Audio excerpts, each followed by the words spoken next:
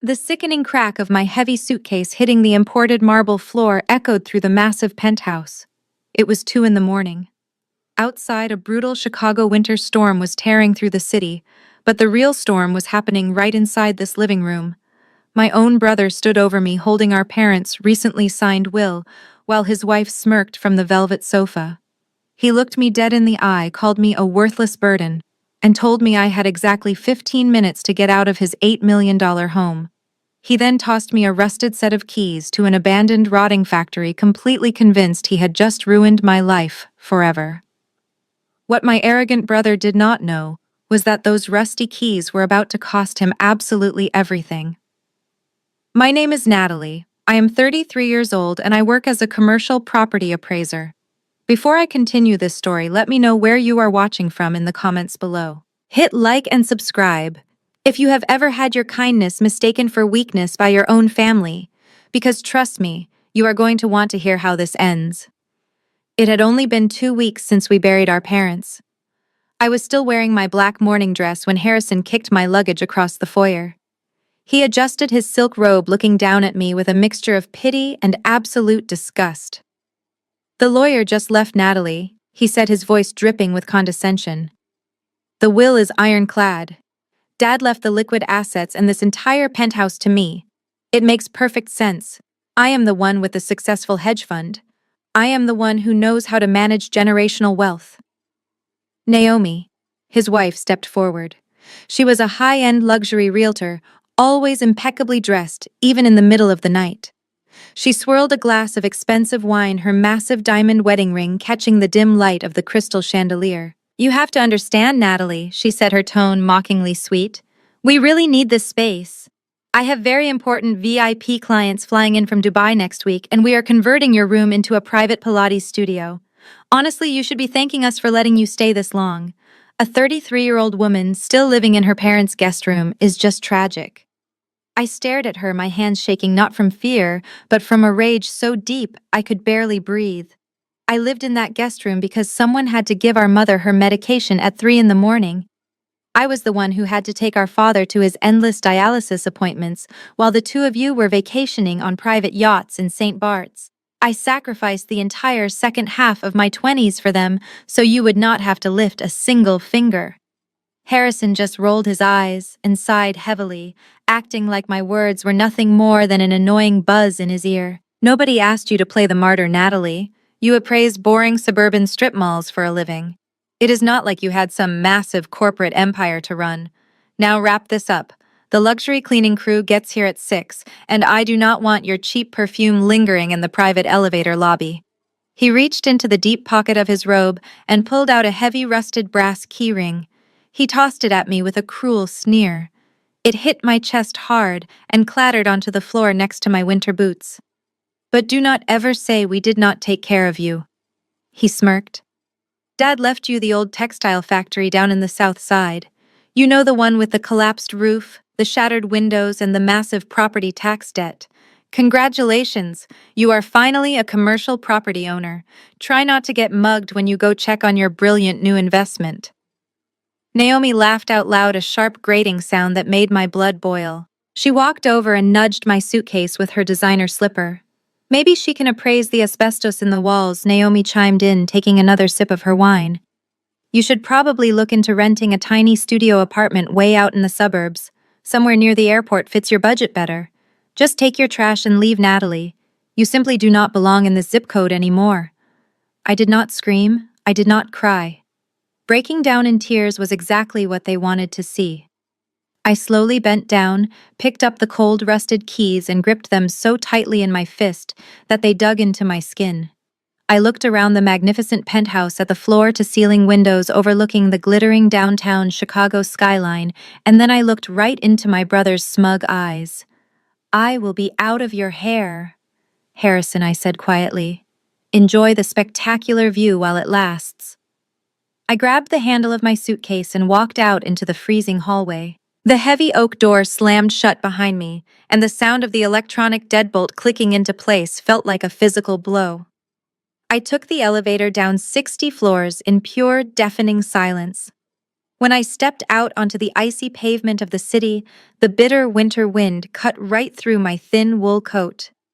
I had nowhere to go, no savings, and a bank account practically drained from buying medical supplies my brother had flatly refused to pay for. I raised my hand and hailed a passing taxi. The driver rolled down his window, taking one look at my pale face and my single piece of luggage. "Where to, miss?" he asked. I pulled out my phone and looked at the digital copy of the property deed. I gave him the address. He raised his eyebrows and shook his head. "Lady, you do not want to go down there at this time of night," he warned. "It is nothing but abandoned buildings and serious trouble." I just handed him a $50 bill and climbed into the back seat.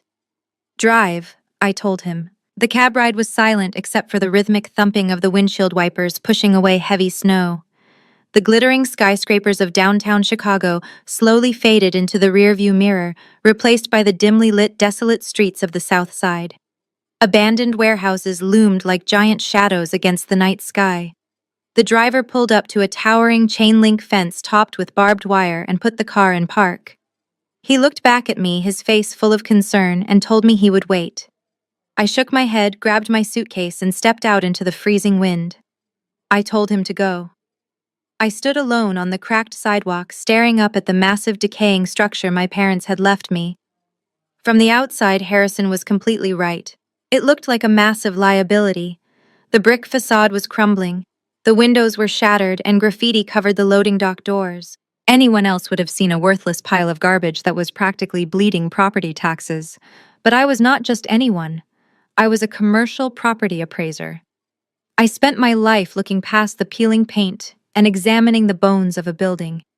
And as I walked closer, shining my phone flashlight against the base of the structure, I noticed something that made my heart skip a beat. The structural columns holding up this rotting textile factory were not standard steel beams. They were massive industrial-grade reinforced concrete pillars, the exact kind used to anchor skyscrapers. This foundation was over-engineered to a ridiculous degree. It did not make any sense for a simple 2-story factory to have a foundation built to support 50 stories of dead weight. My parents did not make mistakes when it came to real estate. My father was a quiet, calculating man, and he always had a master plan. I found a side door where the rusty padlock had been broken off years ago. I pushed my way inside the heavy metal hinges, screaming in the silence. The air was thick with dust and the smell of damp concrete. I navigated through the cavernous main floor, stepping over debris and broken glass. I was freezing, exhausted, and effectively homeless, but the adrenaline pumping through my veins kept me moving. I needed to know why my father had left me this specific building. I made my way to the freight elevator shaft and found the concrete stairs leading down to the basement level. The basement was pitch black. I used my flashlight to scan the room. It was empty except for some rotting wooden pallets and water damage along the floorboards. I walked the perimeter, tapping my knuckles against the walls, listening to the sound. Solid brick. Solid brick. Solid brick. Then I reached the far corner near the old boiler room. I tapped the wall. It sounded hollow. I ran my hands along the brickwork and felt a subtle seam where the mortar was actually just painted caulk. I pressed my weight against the section of the wall, and to my absolute shock, a heavy panel shifted inward with a mechanical click. I pushed it open to reveal a narrow corridor hiding a heavy reinforced steel door. It looked like the entrance to a bank vault. Next to the thick handle was a digital biometric scanner completely free of dust. The red standby light was glowing, meaning it was hardwired to an active power grid separate from the rest of the dead building. Harrison had clearly never been down here. He hated getting his hands dirty, and he never bothered to look past the surface of anything. But my father knew I would come. I pressed my right thumb against the glass reader. The machine beeped, a green light flashed, and a series of heavy deadbolts retracted with a loud, satisfying thud. I pulled the heavy door open and stepped inside. The air in the hidden room was warm and climate-controlled. It was a perfectly preserved executive office, completely untouched by the decay of the factory above. Leather chairs, a mahogany desk, and a wall of filing cabinets filled the space. On the center of the desk sat a single thick leather-bound folder, illuminated by a small brass reading lamp. I walked over, my breath catching in my throat. Etched into the leather in gold lettering were 3 words: For Natalie only. I opened the folder. Inside was a stack of legal documents and a handwritten letter from my father. The first page was a certificate of incorporation for a holding company. The second page was a ground lease agreement. I scanned the legal jargon, my professional training kicking into overdrive. Suddenly, the reality of what I was holding hit me like a freight train. This factory was not just a piece of abandoned property. It was the registered headquarters of a holding company that owned Lot 402. I pulled up the city zoning map on my phone and cross-referenced the lot number. I had to cover my mouth to stop myself from laughing out loud. Lot 402 was the exact parcel of land sitting directly underneath the $8 million luxury penthouse tower my brother had just kicked me out of. Harrison owned the penthouse, but he did not own the dirt it was built on. My parents had given me the ground lease. And according to the contract in my hands, the 99-year lease on that land was set to expire in exactly 30 days. If my arrogant brother wanted to keep his home, he was going to have to pay me. The heater in the back of the cab was broken, rattling uselessly as we sped down the icy expressway. I pulled my thin wool coat tighter around my shoulders, shivering as the glittering skyline of downtown Chicago disappeared behind us. The towering glass penthouses and luxury boutiques gave way to dimly lit streets, boarded-up storefronts, and the skeletal remains of old industry. I reached into my pocket and pulled out the crumpled envelope Harrison had thrown at me. Inside was the property deed to the factory. I smoothed the heavy paper out on my lap, clicking on the dim overhead reading light to get a better look. To anyone else, this piece of paper was a death sentence. It was a recorded deed for a defunct textile manufacturing plant located deep in the South Side, complete with a terrifying list of attached municipal liens and overdue property taxes. Harrison had clearly looked at the bottom line, saw the red ink, and laughed. But he was a hedge fund manager who only understood numbers on a screen. I was a commercial property appraiser. I understood dirt. I understood zoning. And most importantly, I understood our father. My dad was a quiet, fiercely intelligent man. He never made a careless financial decision in his entire life. While my mother was busy spoiling Harrison and turning a blind eye to his arrogance, my dad spent his evenings in his study poring over municipal zoning maps and architectural blueprints. He taught me how to read a land survey before I even knew how to drive. He would never leave me a worthless liability out of spite. There had to be a puzzle here hidden beneath the surface of this decaying property. The cab hit a massive pothole, jolting me out of my thoughts. The driver looked at me through the rearview mirror, his eyes wide with genuine concern. "Miss, I really think you should reconsider this," he said, his voice tense. "I have been driving this city for 20 years. This area we are heading into it is a dead zone. There are no streetlights, no open businesses, and no police patrols. Dropping a woman off alone out here at 3 in the morning is just asking for a tragedy. I can take you to a motel near the airport. It will be cheap and safe." I met his gaze in the mirror and offered a small, reassuring smile, though my heart was pounding against my ribs. "I appreciate your concern. I really do," I told him evenly. "But I need to see this property tonight. I have nowhere else to go, and I am not leaving until I understand what I am looking at. Just keep the meter running until we pull up to the gates. I will be fine." He sighed, shaking his head, and turned the steering wheel sharply. We navigated through a maze of narrow, pothole-ridden side streets until we finally rolled to a stop at the end of a dead-end road. Looming before us in the darkness was my inheritance. It was a monstrous, sprawling brick structure enclosed by a rusted chain-link fence topped with coiled barbed wire. The windows were either shattered or covered in thick, rotting plywood. Graffiti scarred the loading dock doors, and the roof sagged dangerously in the middle under the weight of the winter snow. The cab driver kept the engine running, the headlights illuminating the blowing snow and the absolute desolation of the lot.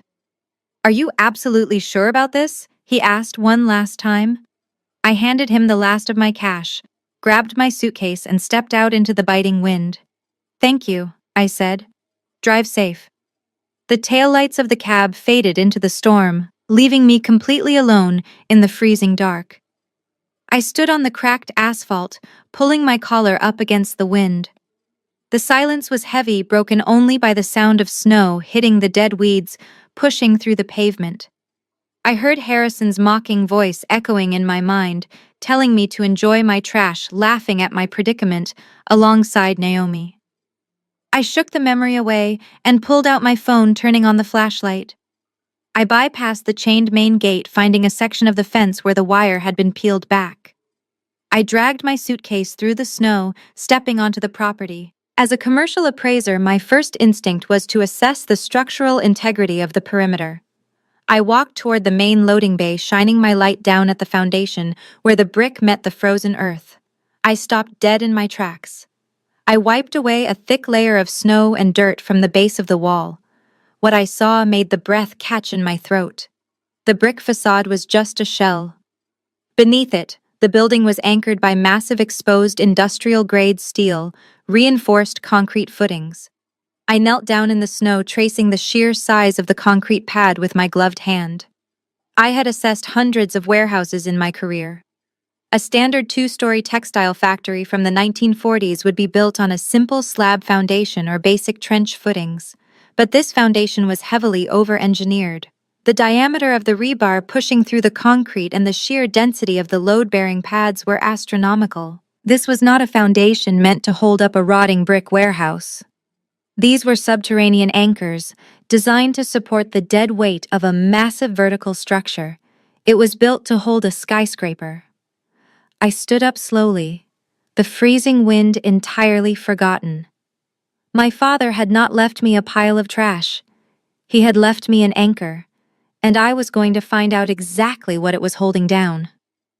I brushed the snow off my frozen hands and started walking along the perimeter of the massive foundation. I needed to get inside. The heavy chain-link fence had a gap near the rusted loading dock doors, just wide enough for me to slip through with my suitcase. The main entrance was boarded up tightly with thick plywood, but I knew commercial properties like this always had secondary access points for utility workers. I found a heavy steel fire door tucked in the shadowy alleyway. The padlock had been smashed off years ago by squatters, leaving only a heavy rusted latch. I threw my body weight against the metal. With a loud, echoing screech, the door gave way, and I stepped into the pitch-black interior of the factory. The smell hit me instantly. It was a suffocating mix of damp concrete, decades of undisturbed dust, and the sharp chemical scent of old machine oil. I pulled out my phone and turned on the flashlight, sweeping the beam across the cavernous space. Harrison thought he had handed me a toxic liability. I knew exactly what he saw when he looked at the property records. He saw the red flags for asbestos abatement. He saw the crippling property tax debt the city had piled onto the parcel. He saw a financial sinkhole that would drain whatever little money I had left. But as I walked deeper into the main production floor, my professional training painted a completely different picture. I pointed my flashlight up at the ceiling. In a standard mid-century textile plant, you would expect to see wooden truss roofs or light steel joists spanning wide-open spaces to accommodate rows of manufacturing looms. But here, the interior skeleton was entirely wrong. I walked over to one of the central support columns and ran my gloved hand over the cold surface. It was a massive high-density steel girder encased in thick, fireproof concrete. I paced the distance between the columns. 20 feet exactly. A perfect grid. My mind raced through the municipal zoning codes for the south side of Chicago. This parcel was zoned as light manufacturing. The structural requirements for an industrial building of this class were minimal. There was absolutely no logical, financial, or legal reason for whoever built this factory to sink millions of dollars into high-rise grade structural steel. The core layout I was walking through was not designed to hold up a two-story brick warehouse. It was the exact structural footprint of a luxury high-rise elevator core. The factory was nothing but a hollow shell, a clever disguise built over a foundation, meant for something magnificent. I needed to see the basement. If the structural anchors went as deep as I suspected, the lower levels would hold the real answers. I found the main stairwell behind the old foreman office. The wooden handrail was rotting, and debris littered the concrete steps. I moved carefully, testing each step before putting my full weight on it. The air grew colder and heavier as I descended beneath the street level. The basement was a sprawling expanse of shadows and standing water. The beam of my flashlight cut through the darkness, illuminating old rusted boilers and stacks of decaying wooden pallets. I walked slowly along the perimeter, tapping the heavy masonry walls. I was looking for the structural blueprints, a hidden safe, anything my father might have left behind. I knew him too well. He would not leave me this intricate puzzle without giving me the pieces to solve it. My father was a man of calculated secrets, and this entire building was screaming that it was hiding something huge. As I reached the far north corner of the basement, my flashlight caught the dull shine of a metal box mounted on the brick wall. It was an old industrial electrical breaker box covered in decades of grime.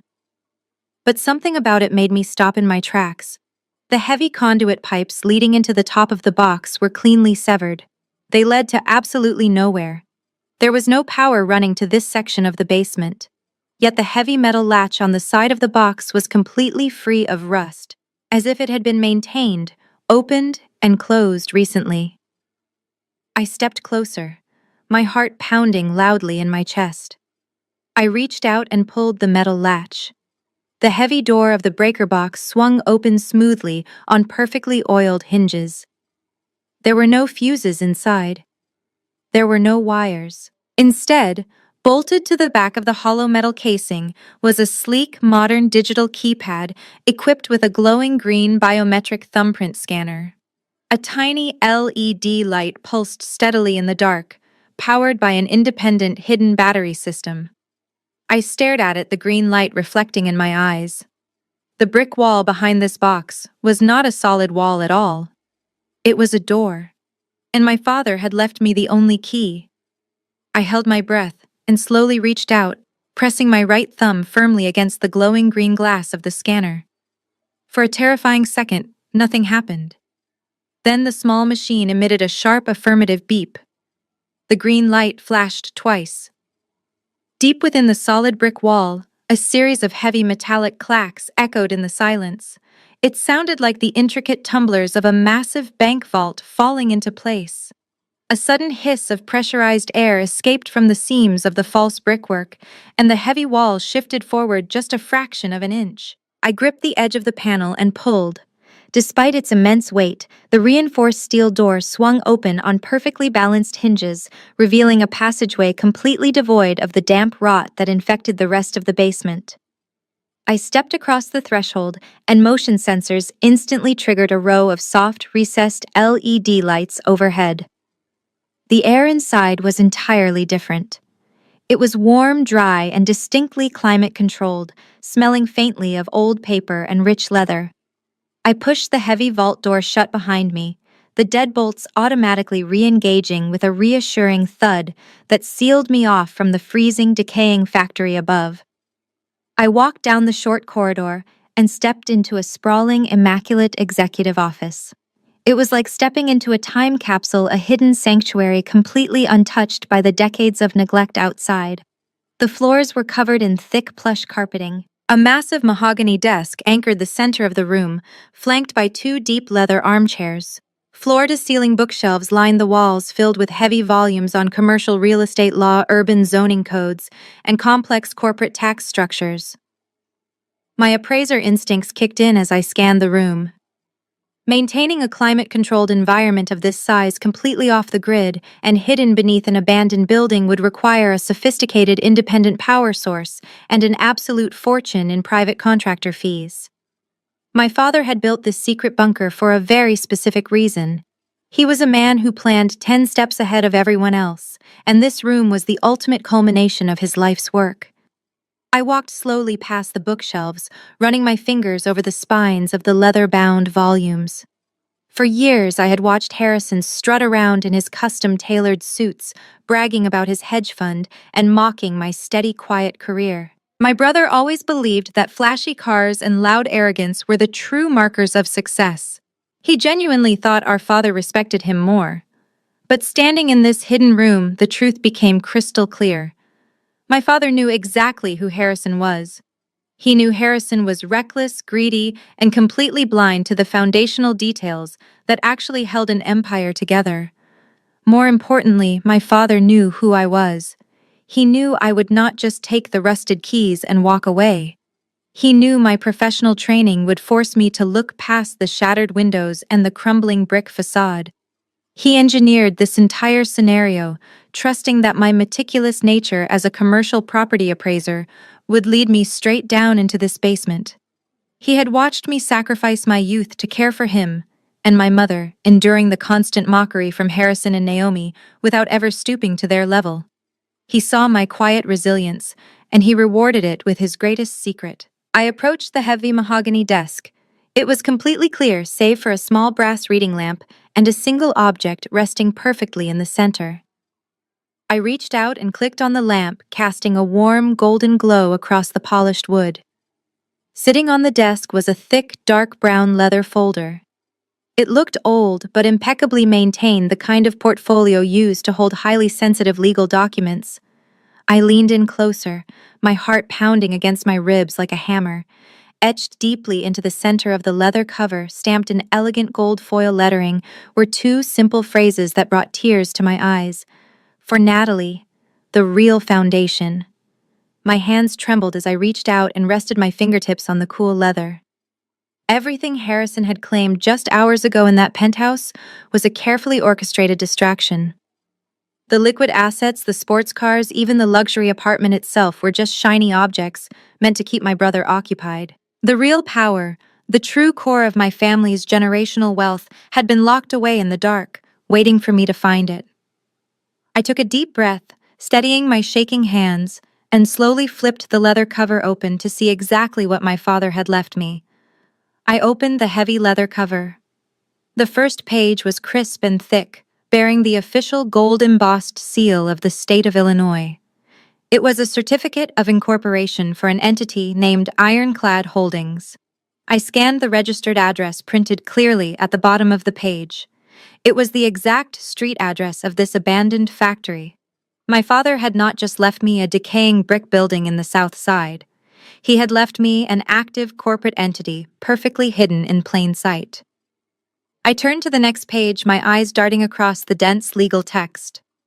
It was a master ground lease agreement. In the commercial real estate world, a ground lease is a very specific, incredibly powerful financial tool. It means that one person owns the physical dirt, the actual land itself, while another person or corporation is simply renting that dirt to build a structure on top of it. The developer might own the beautiful building, but they are entirely at the mercy of the person who owns the ground underneath. I ran my finger down to the property description section. The document outlined the geographical boundaries of a massive downtown parcel, designated as Lot 402. My breath hitched in my throat. I did not even need to pull up the city zoning map on my phone to know where that was. As a commercial appraiser, I knew every premium lot in Chicago by heart. Lot 402 was the exact parcel of land sitting directly beneath the gleaming 50-story luxury tower where Harrison and Naomi lived.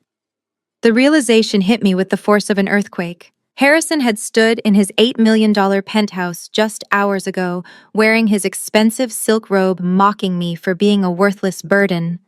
He and Naomi had bragged about how my dad left him the real estate that actually mattered while literally tossing me the keys to the trash. But Harrison only owned the air rights. He owned the glass, the steel, and the imported marble floors. He did not own the earth beneath it. I did. Through Ironclad Holdings, I owned the physical ground anchoring his entire arrogant existence. And because the factory was the registered headquarters of the holding company, whoever owned this factory owned the dirt. My father had bypassed the traditional inheritance laws entirely. He knew Harrison would eagerly snatch up the flashy penthouse and the liquid cash, completely ignoring the boring, dilapidated warehouse. My father knew Harrison would never do his due diligence. Clipped to the back of the heavy legal packet was a small piece of personal stationery. I recognized my father's precise, sharp handwriting immediately. The note was short. Natalie, your brother, only values what shines. He never bothered to look down at the roots. You have always been the anchor of this family. I am leaving you the only foundation that matters. Use it wisely. Tears pricked my eyes, but I blinked them away. My hands were shaking as I flipped to the final page of the contract, searching for the specific terms of the lease. Ground leases are typically signed for a term of 99 years. When the lease expires, all improvements on the land, including any skyscrapers built on top of it, automatically revert to the landowner unless a new, highly lucrative rental agreement is negotiated. I found the execution date. The original lease was signed almost exactly 99 years ago by the developers who first broke ground on that downtown block. My eyes darted to the expiration clause. The 99-year term was set to expire in exactly 30 days. I dropped the document onto the mahogany desk and let out a breathless laugh that echoed through the silent vault. In 30 days, the legal rights to the ground beneath Harrison's magnificent tower would evaporate. If the homeowners association of that building, which Harrison proudly controlled, wanted to keep their luxury condos, they would have to negotiate a brand new ground lease with the landowner. They would have to negotiate with me. If they refused, I had the legal right to seize the entire skyscraper. Harrison had kicked me out into the freezing snow at 2 in the morning because he thought I was a useless loser who appraised strip malls. He thought he held absolute power over my life. He had absolutely no idea that he was currently sleeping in a bed resting squarely on my property. I carefully placed the documents back into the leather folder and closed it. I was no longer a homeless woman freezing in an abandoned warehouse. I was the sole proprietor of the most valuable piece of leverage in the entire city of Chicago. I slid the folder into my briefcase, a cold, sharp sense of purpose washing over me. Harrison wanted to play games with generational wealth. He was about to learn that the woman who spent her life studying foundations knew exactly how to demolish his. I woke up to the sound of my cell phone vibrating violently against the solid mahogany desk. I'd fallen asleep curled up in one of the deep leather armchairs, entirely exhausted by the adrenaline crash of the night before. I sat up slowly, blinking against the soft, recessed lighting of the hidden office. Outside, the brutal Chicago winter storm was likely still raging, dumping inches of snow onto the abandoned factory. But down here, in my father's secret sanctuary, it was perfectly still and completely silent. I reached across the desk and picked up my phone. The caller ID flashing on the screen made my blood run cold, but a second later, a sharp wave of clarity washed over me. It was Harrison. I checked the digital clock on the desk. It was barely 8 in the morning. For my arrogant brother to be awake and calling me this early, especially after having his security guards throw me out of his home at 2 in the morning, something had to be seriously wrong in his world. I cleared my throat, carefully, practiced a voice that sounded suitably exhausted and defeated, and answered the call. Natalie. Hey, it is Harrison, he said. His tone was jarringly soft, dripping with a fake practiced empathy that instantly made my skin crawl. Listen, Naomi and I were talking after you left, and honestly, we both feel terrible about how things escalated. The storm outside is absolutely brutal. Where did you end up sleeping? I kept my voice small and shaky, playing the exact role he expected me to play. I am fine, Harrison. I found a safe place to stay for the night. Look, I am calling because I want to help you. He continued, slipping effortlessly into the smooth, persuasive cadence he used to pitch wealthy clients at his hedge fund. I was looking over the property file for that old factory Dad left you. Natalie, it is a complete disaster. There are hundreds of thousands of dollars in unpaid property taxes, severe structural violations, and the city is probably going to condemn the entire parcel by the end of the month. You do not have the income or the resources to manage that kind of massive liability. I stared directly at the leather folder sitting on the desk in front of me, the folder that held the ground lease to his $8 million penthouse. I knew exactly what he was doing. I know things were incredibly heated last night, he said, lowering his voice to sound intimate and brotherly. But you are still family. I cannot let you drown in Dad's bad debts. I spoke to my accountant this morning and I am willing to buy the factory off your hands for $50,000 cash. We can transfer the deed today. It will get the tax burden completely out of your name, and 50 grand is more than enough for you to put a down payment on a nice, quiet little apartment somewhere out in the suburbs where you belong. My mind went into absolute overdrive, processing the information with the cold precision of a commercial appraiser. Harrison was a ruthless financial shark. He would never hand over $50,000 out of the goodness of his heart, especially not to the sister he despised. He only made moves that guaranteed a massive return on investment. The 99-year ground lease was expiring in exactly 30 days. I knew exactly how developers and hedge fund managers like him operated. They lived entirely on leveraged credit. When you buy a luxury condo on leased land, the bank strictly requires the ground lease to extend at least 20 years past the maturity of the mortgage. With the lease on Lot 402 expiring in 1 month, every single mortgage in that 50-story tower was suddenly in technical default. The Homeowners Association would be in a state of absolute panic. Harrison's investors were likely breathing down his neck this very morning, demanding the deed to the land to secure their millions. He must have checked the public records at dawn, realized the dirt beneath his empire belonged to Ironclad Holdings, and traced that company right back to this abandoned factory. He was trying to buy a multi-million-dollar piece of leverage for absolute pennies before I could figure out what I actually owned. I let a long, heavy silence stretch over the phone line, pretending to be completely overwhelmed by his sudden generosity. $50,000, I repeated softly, making sure to inject just the right amount of desperate hope into my voice. You would really do that for me, Harrison? Even after everything you and Naomi said to me last night? Of course I would, he replied quickly, sounding just a little too eager. Like I said, you are family. We have to look out for each other when things get tough. So what do you say? Let us meet up, grab a coffee, and sign the transfer paperwork. I can have a certified cashier check in your hands by noon today. He genuinely thought I was stupid. He believed that after years of cleaning up after our parents and staying quiet in the background, I was too broken to see through his pathetic trap. He thought he had backed a desperate animal into a corner. But he had no idea he was dealing with a landowner. Okay, I said, letting a convincing, heavy sigh escape my lips. Okay, Harrison. Send me the address of the cafe. I will meet you there. I hung up the phone and smiled in the silent hidden room. I slid the leather folder securely into my briefcase and locked it. My brother wanted to play a high-stakes game of real estate. He was about to learn that I was the one holding all the cards. The snow was still coming down in thick sheets when I walked into the upscale cafe in the Gold Coast neighborhood. The contrast between the freezing, brutal street and the warm, opulent interior was staggering. The air smelled of roasted espresso and expensive perfume. Wealthy patrons sat at white marble tables quietly discussing stock portfolios and winter vacations. I was wearing the same wool coat from last night, my hair pulled back, carrying the scuffed briefcase that held my father's leather folder. I definitely did not look like I belonged there, which was exactly the point. I scanned the room for my brother, but Harrison was nowhere to be seen. Instead, sitting in a plush corner booth near the floor-to-ceiling windows was Naomi.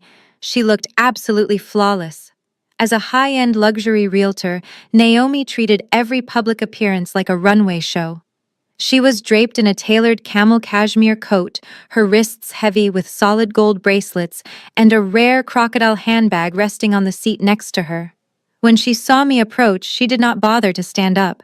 She just took a delicate sip of her matcha latte and offered a smile that did not reach her eyes. Harrison got pulled into an emergency board meeting, she said smoothly, gesturing for me to sit across from her. You know how it is when you actually manage real money. The market never sleeps.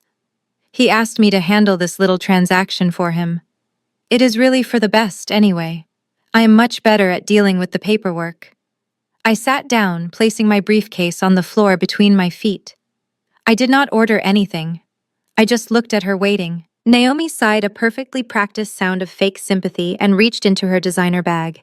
She pulled out a crisp certified bank check and placed it face up on the marble table. She slid it slowly toward me. The bold print read $50,000. There you go, Natalie, she said, leaning forward slightly. A fresh start. Harrison practically had to fight his accounting department to free up that kind of liquid cash for a toxic asset, but he is doing it because you are his sister. I looked down at the check, then back up at her. I did not say a word. My silence seemed to agitate her. Naomi crossed her arms, her tone dropping its sweet facade and taking on a sharp, condescending edge. Let us be brutally honest for a second, she whispered, leaning in closer. Look at you. You look exhausted. You spent the night wandering around the south side, probably sleeping in a stairwell. You do not belong in this part of town anymore, Natalie. People in this zip code notice when someone is out of place. This cafe, our penthouse, this entire neighborhood, it is a different league. She tapped her manicured fingernail against the check. Take the money. Go buy a tiny condo out in the deep suburbs. Find a nice, quiet place where you blend in with the locals. You can go back to appraising cheap retail boxes and pretend none of this ever happened. If you try to hold on to that rotting factory, the city will bury you in fines and you will end up with absolutely nothing. We are throwing you a life raft.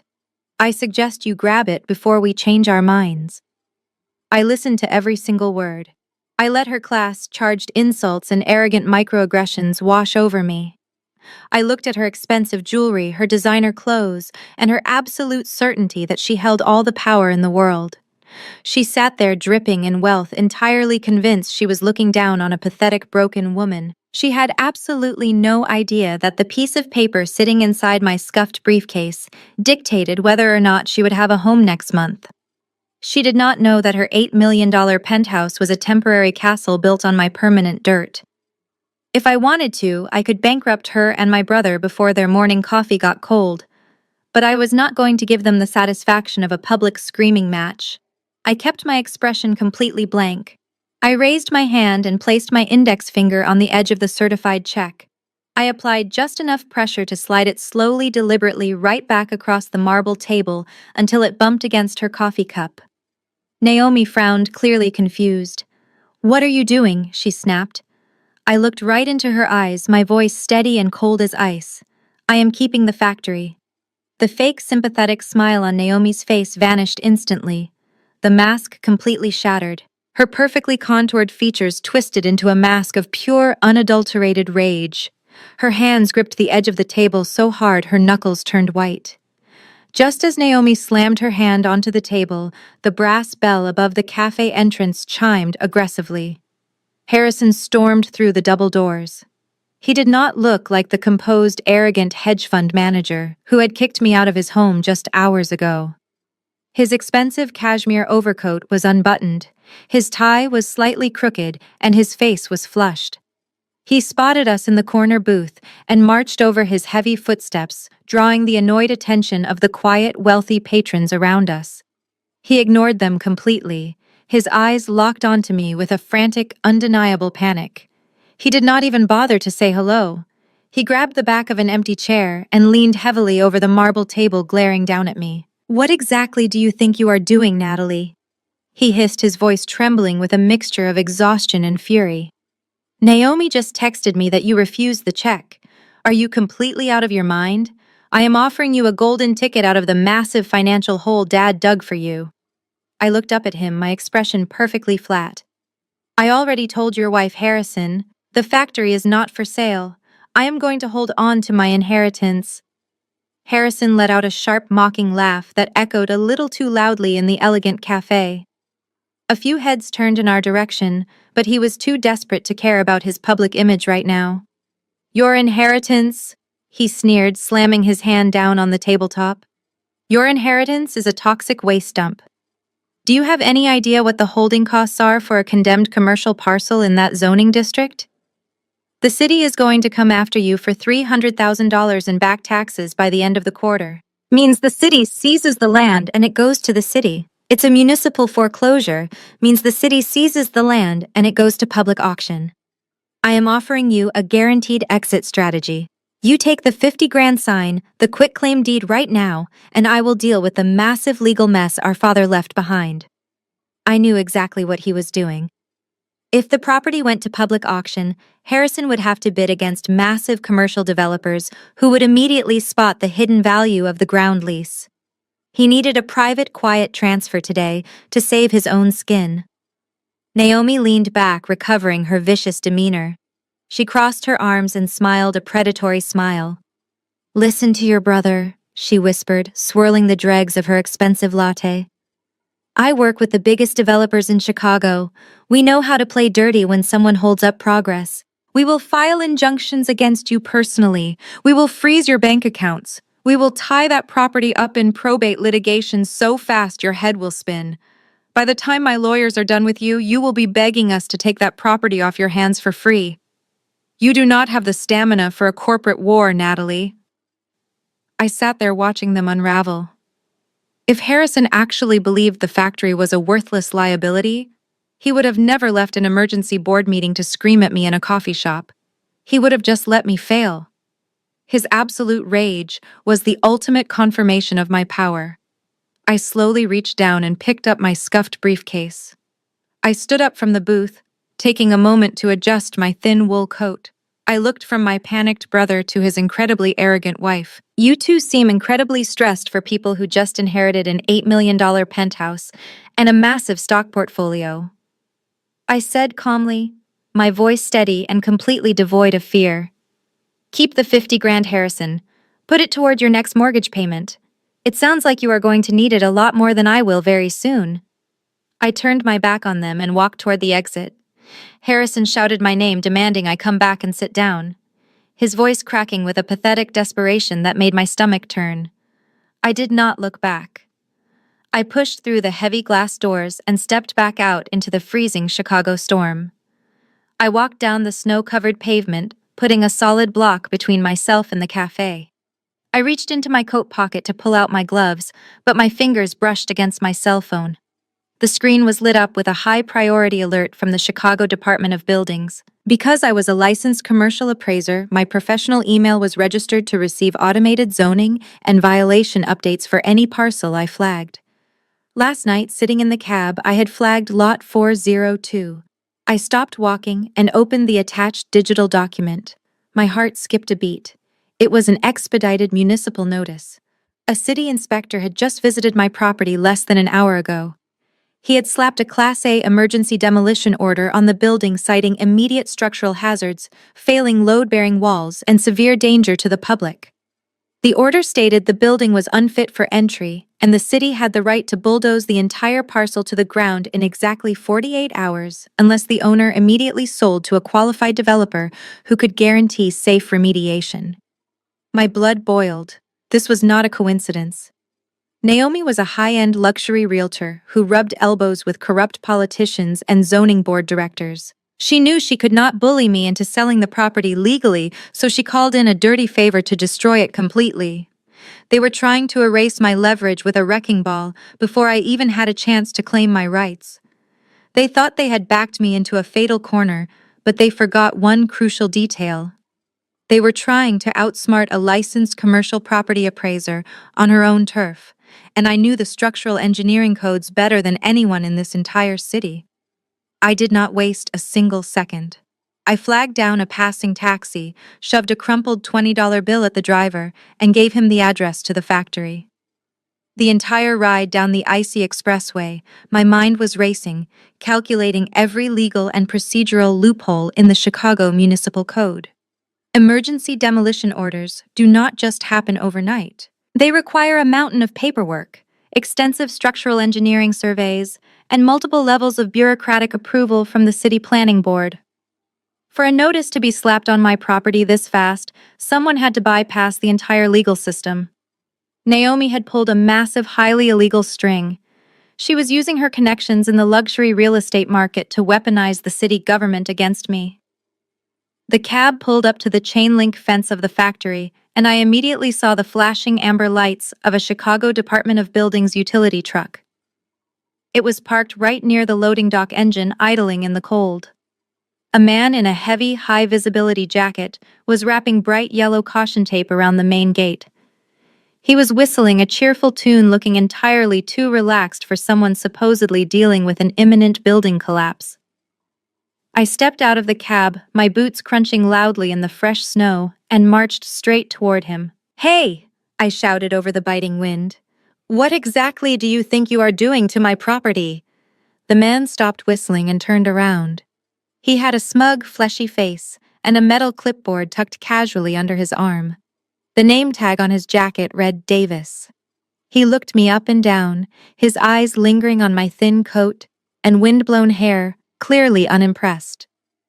Naomi had probably described me to him as a clueless, hysterical woman who would break down in tears at the first sign of official city paperwork.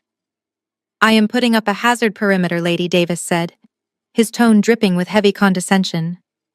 "This entire parcel has just been designated as a Class A structural liability. The load-bearing walls are bowing, the roof is caving in, and the foundation is completely compromised. Step back behind the street lamp before a brick falls and cracks your head open." I crossed my arms and stood my ground, staring him down. "I am the registered owner of this property," I said sharply. "And I know for an absolute fact that no structural engineer has set foot on this site in the last 10 years. You cannot condemn a commercial building based on a drive-by glance. Where is your core sample data? Where is your stress test report?" Davis chuckled, an ugly grating sound that made my blood boil. He tapped his metal clipboard with a thick gloved finger. "I am a senior city inspector, sweetheart. My signature on this paper is all the engineering proof the city needs. This building is a massive death trap. You have exactly 48 hours before the bulldozers roll in and flatten this place to dust. And when they do, the city will bill you directly for the demolition costs, the cleanup, and the hazardous material disposal. You will be completely bankrupt before Friday morning." He paused, leaning in a little closer, lowering his voice conspiratorially, as if he were about to do me a massive favor. "Now, if you want to save yourself a massive financial headache, there is a legal loophole. The city will halt the demolition order if you transfer the deed today to a qualified bonded developer, someone with the capital to safely remediate the site.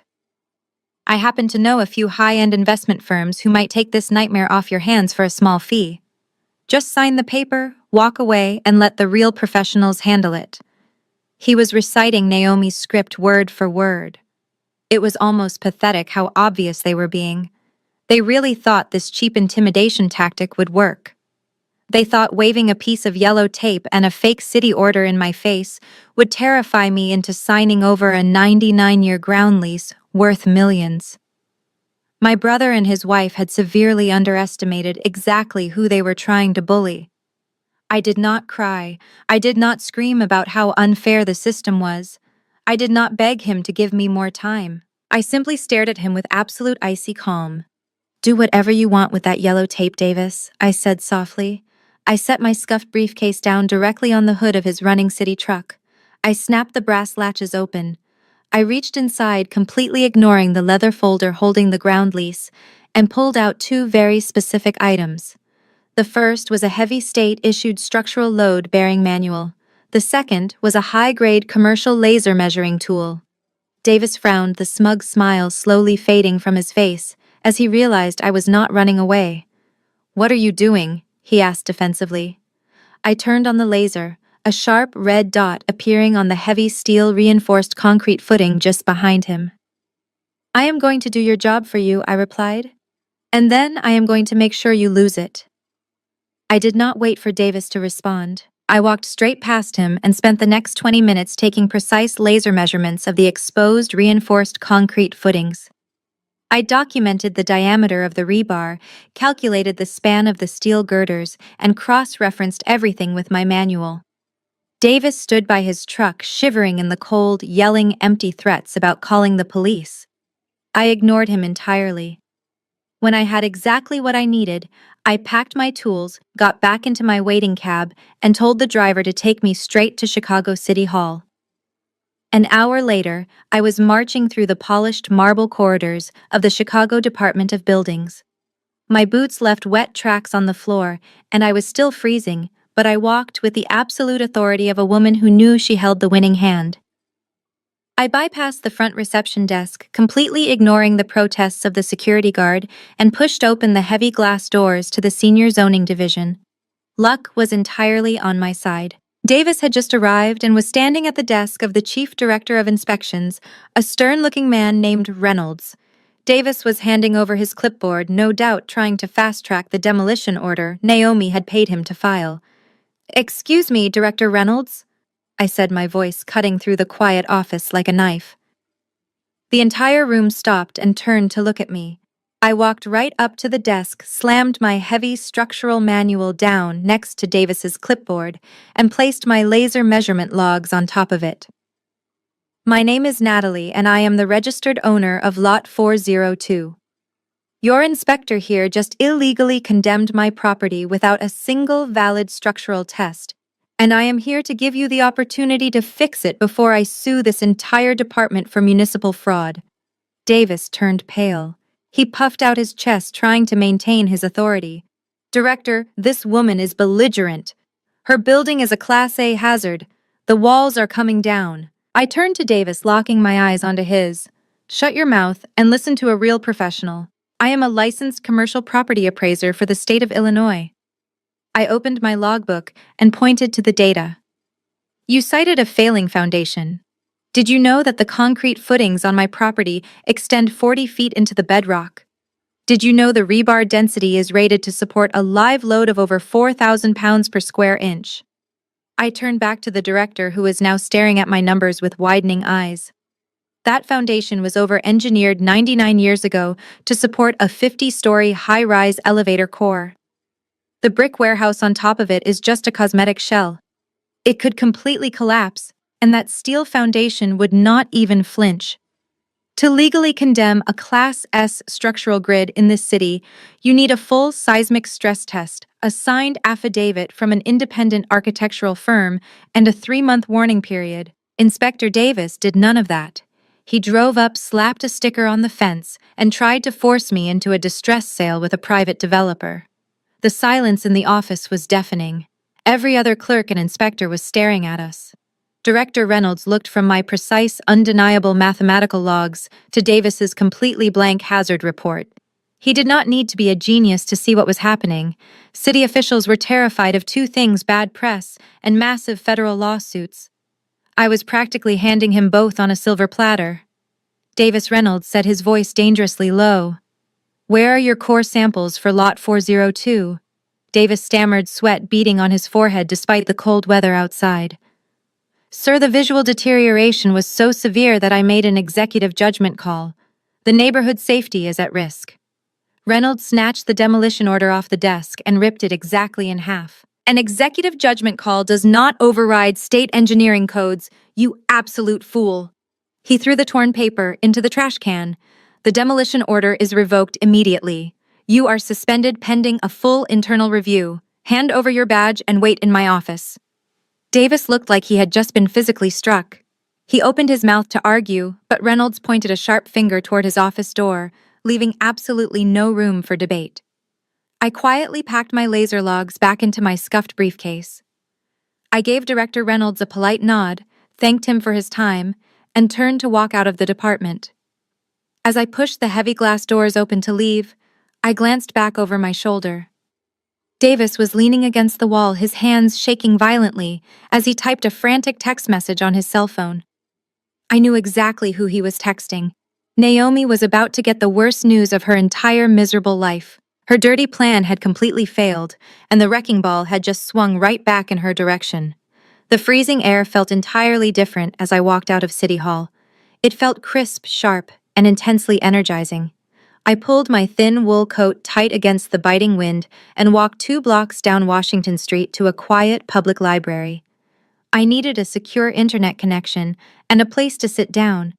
My heart was still racing from the confrontation with the corrupt inspector, but my analytical mind was already moving 3 steps ahead. The emergency demolition order was an incredibly desperate, sloppy move. Naomi and Harrison were playing reckless, and that meant they were terrified. A high-rolling hedge fund manager and a luxury realtor do not panic over a dilapidated warehouse, unless that warehouse poses a direct, catastrophic threat to their bottom line. Offering me $50,000 this morning was not an act of brotherly charity, and it was not just a simple attempt to steal a valuable piece of land. It was a panicked attempt to plug a sinking ship. I found an empty desk in the back of the silent reference section, opened my scuffed briefcase, and pulled out my laptop. As a licensed commercial property appraiser, I had secure login credentials to the most comprehensive real estate and financial databases in the country. I bypassed the public search engines and logged directly into the institutional commercial registry. I typed in the name of Harrison's firm, Summit Edge Capital. Hedge funds are notoriously secretive, usually hiding their assets behind dozens of anonymous shell companies and offshore accounts. But commercial real estate is entirely different. You cannot hide a 50-story glass skyscraper. Dirt and concrete leave a massive, undeniable paper trail. I started cross-referencing the property records for the luxury tower where Harrison and Naomi lived. I pulled the master deed, the financing history, and the recent acquisition logs. What I saw on the screen made my jaw physically drop. Harrison had always bragged about his massive wealth, acting like he was an untouchable titan of Wall Street. He treated me like dirt because my bank account did not have enough zeros. But looking at the raw financial data, the truth was pathetic. Harrison did not just own his $8 million penthouse. 2 years ago, Summit Edge Capital had purchased the controlling interest in the entire building from the original developers. But he did not buy it with cash. He bought it with massive crushing debt. I downloaded the commercial mortgage-backed security filings. Harrison had leveraged his entire hedge fund to secure a staggering $300 million loan to buy the residential tower. He used his investors' money as collateral, betting everything his firm had on the continued appreciation of the luxury condos inside. But Harrison made a fatal amateur mistake. He was so blinded by the shiny glass and the imported marble that he never bothered to thoroughly investigate the ground beneath it. He assumed the original developers owned the land outright. I opened the loan covenant, scanning the dense legal text for the one specific clause that governs every commercial mortgage built on leased land. I found it on page 47, the lender requirements. It stated in black and white that the underlying ground lease must remain active and valid for a minimum of 20 years beyond the maturity date of the commercial loan. If the ground lease ever drops below that threshold, or if it expires completely, the entire $300 million loan goes into immediate, incurable default. I leaned back in the hard wooden library chair, staring at the glowing screen. A slow, cold smile spread across my face. The puzzle was finally complete. The ground lease held by my father's company, Ironclad Holdings, was expiring in exactly 30 days. Harrison was not a billionaire. He was entirely broke. His entire financial empire was a fragile house of cards built on my dirt. The moment the clock struck midnight 30 days from now, the bank's automated systems would flag the expired ground lease. The massive corporate lender would instantly call in the $300 million loan. Because Harrison's fund was entirely over-leveraged, he would not be able to pay it back. The bank would foreclose on the entire skyscraper, seizing every single luxury condo, including his own penthouse. His wealthy investors would lose absolutely everything, and they would crucify him for corporate negligence. He would face severe federal fraud charges for hiding a toxic asset from his clients. This was never about a $50,000 tax debt. Harrison was literally 30 days away from total financial and criminal ruin. He needed the deed to the factory today to secretly renew the ground lease and hide his catastrophic mistake from the bank. And now, thanks to my father, I was the only person on earth who possessed the power to sign that renewal. They tried to throw me out into the snow to freeze. They tried to bulldoze my inheritance, but as I closed my laptop, I knew the war was already over. I had my hand resting directly on the detonator, and I was going to let the clock run out. I walked out of the library with a singular razor-sharp focus. Harrison was hosting his annual Summit Edge Capital charity gala that very evening. It was a massive, ostentatious event held at one of the most exclusive venues in Chicago, designed for one specific purpose. He needed to dazzle foreign investors and secure fresh capital to keep his over-leveraged hedge fund afloat. He was desperately trying to reel in the biggest whales in the commercial real estate market to save himself from the impending default. I looked down at my scuffed boots and my thin wool coat. If I was going to crash a billionaire's playground and tear down my brother's facade, I needed the right armor. I walked into a high-end designer boutique on the Magnificent Mile. I pulled out my only remaining credit card, the one I kept for absolute emergencies, and maxed it out entirely. I bought a stunning floor-length emerald silk gown that draped perfectly a pair of designer heels and paid for professional hair and makeup. By the time I was finished, the exhausted, freezing woman, who had been kicked out into the snow at 2 in the morning, was completely gone. Staring back at me in the dressing room mirror was a woman who owned the ground beneath their feet. I looked like a titan of industry, and I was ready to play their game. The gala was a blinding display of fake wealth. Valets parked lines of exotic sports cars, while Chicago's elite filed up the grand stone steps of the venue. I handed my coat to the cloakroom attendant and stepped into the main ballroom. It was breathtaking. Waiters in crisp white jackets carried silver trays of vintage champagne, and a live string quartet played softly from a raised stage. I took a glass of champagne and seamlessly blended into the crowd. For years, I had stayed in the shadows, quietly taking care of our parents, while Harrison demanded the spotlight. But tonight, I moved through the room with absolute, unshakable authority. It did not take me long to spot them. Harrison and Naomi were standing near the VIP lounge holding court. Naomi looked radiant, in a custom silver sequined gown, her heavy diamond jewelry catching the light as she laughed at a joke. They were entirely focused on an older, distinguished man standing across from them. I recognized him immediately from my industry research. It was Mr. Kenji Tanaka, a massive institutional investor from Tokyo, known for acquiring major stakes in Chicago high-rises. Harrison was practically sweating through his custom tuxedo, leaning in desperately as he pitched Tanaka on a new portfolio of luxury developments. He was trying to secure the lifeline that would save him from the bank. I took a slow sip of my champagne and started walking directly toward them. Naomi saw me first. I watched her perfectly manicured hand freeze in midair. Her eyes widened in absolute shock, scanning my emerald gown and confident posture, completely unable to process how the sister-in-law she had discarded had infiltrated her exclusive event. That shock instantly morphed into pure venomous rage. She whispered something quickly to Harrison, who turned pale, and then she broke away from the group. She marched straight toward me on a deliberate collision course. She intercepted me behind a towering marble column, violently grabbing my arm to pull me out of sight from their wealthy guests. "What the hell do you think you are doing here?" she hissed, her voice trembling with fury. "You are trespassing. You do not belong here, and you are going to ruin everything. I am calling security right now to have you dragged out of this building in handcuffs." She aggressively raised her hand to signal two massive security guards standing near the ballroom exit. I did not flinch.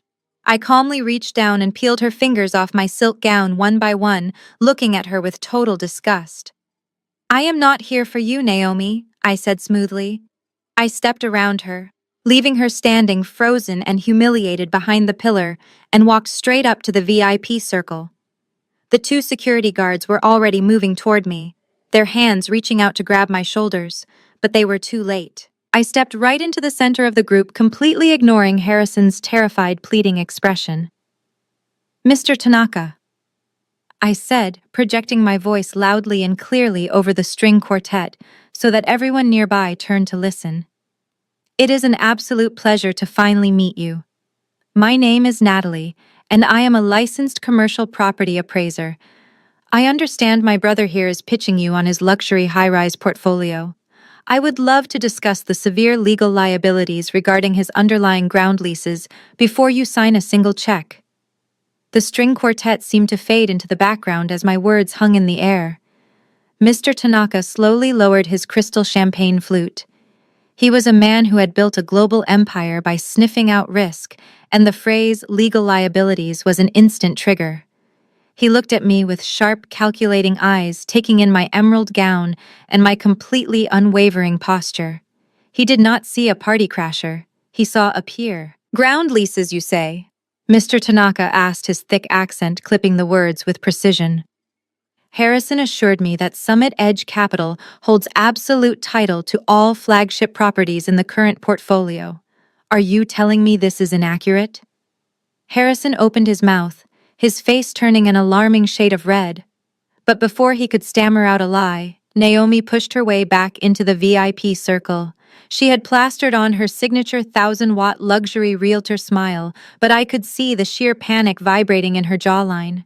She grabbed Harrison's arm tightly and let out a high-pitched musical laugh that sounded entirely unnatural. Mr. Tanaka, please forgive the interruption, Naomi chimed in, stepping deliberately between me and the billionaire. This is just a little family misunderstanding. Natalie here is Harrison's estranged younger sister. She is going through a very difficult mental health crisis right now. We let her stay in one of our old rundown storage warehouses out of charity, but unfortunately, she has started squatting there and having these terrible delusions of grandeur. Naomi turned to me, her eyes filled with pure venom, while her mouth maintained that terrifying pageant smile. Natalie, sweetie, you cannot just put on a nice dress, sneak into a corporate event, and pretend to be a financial analyst. You are a low-level clerk who measures suburban strip malls. You do not understand high finance. Mr. Tanaka is dealing with fee-simple absolute acquisitions and unencumbered air right depreciations.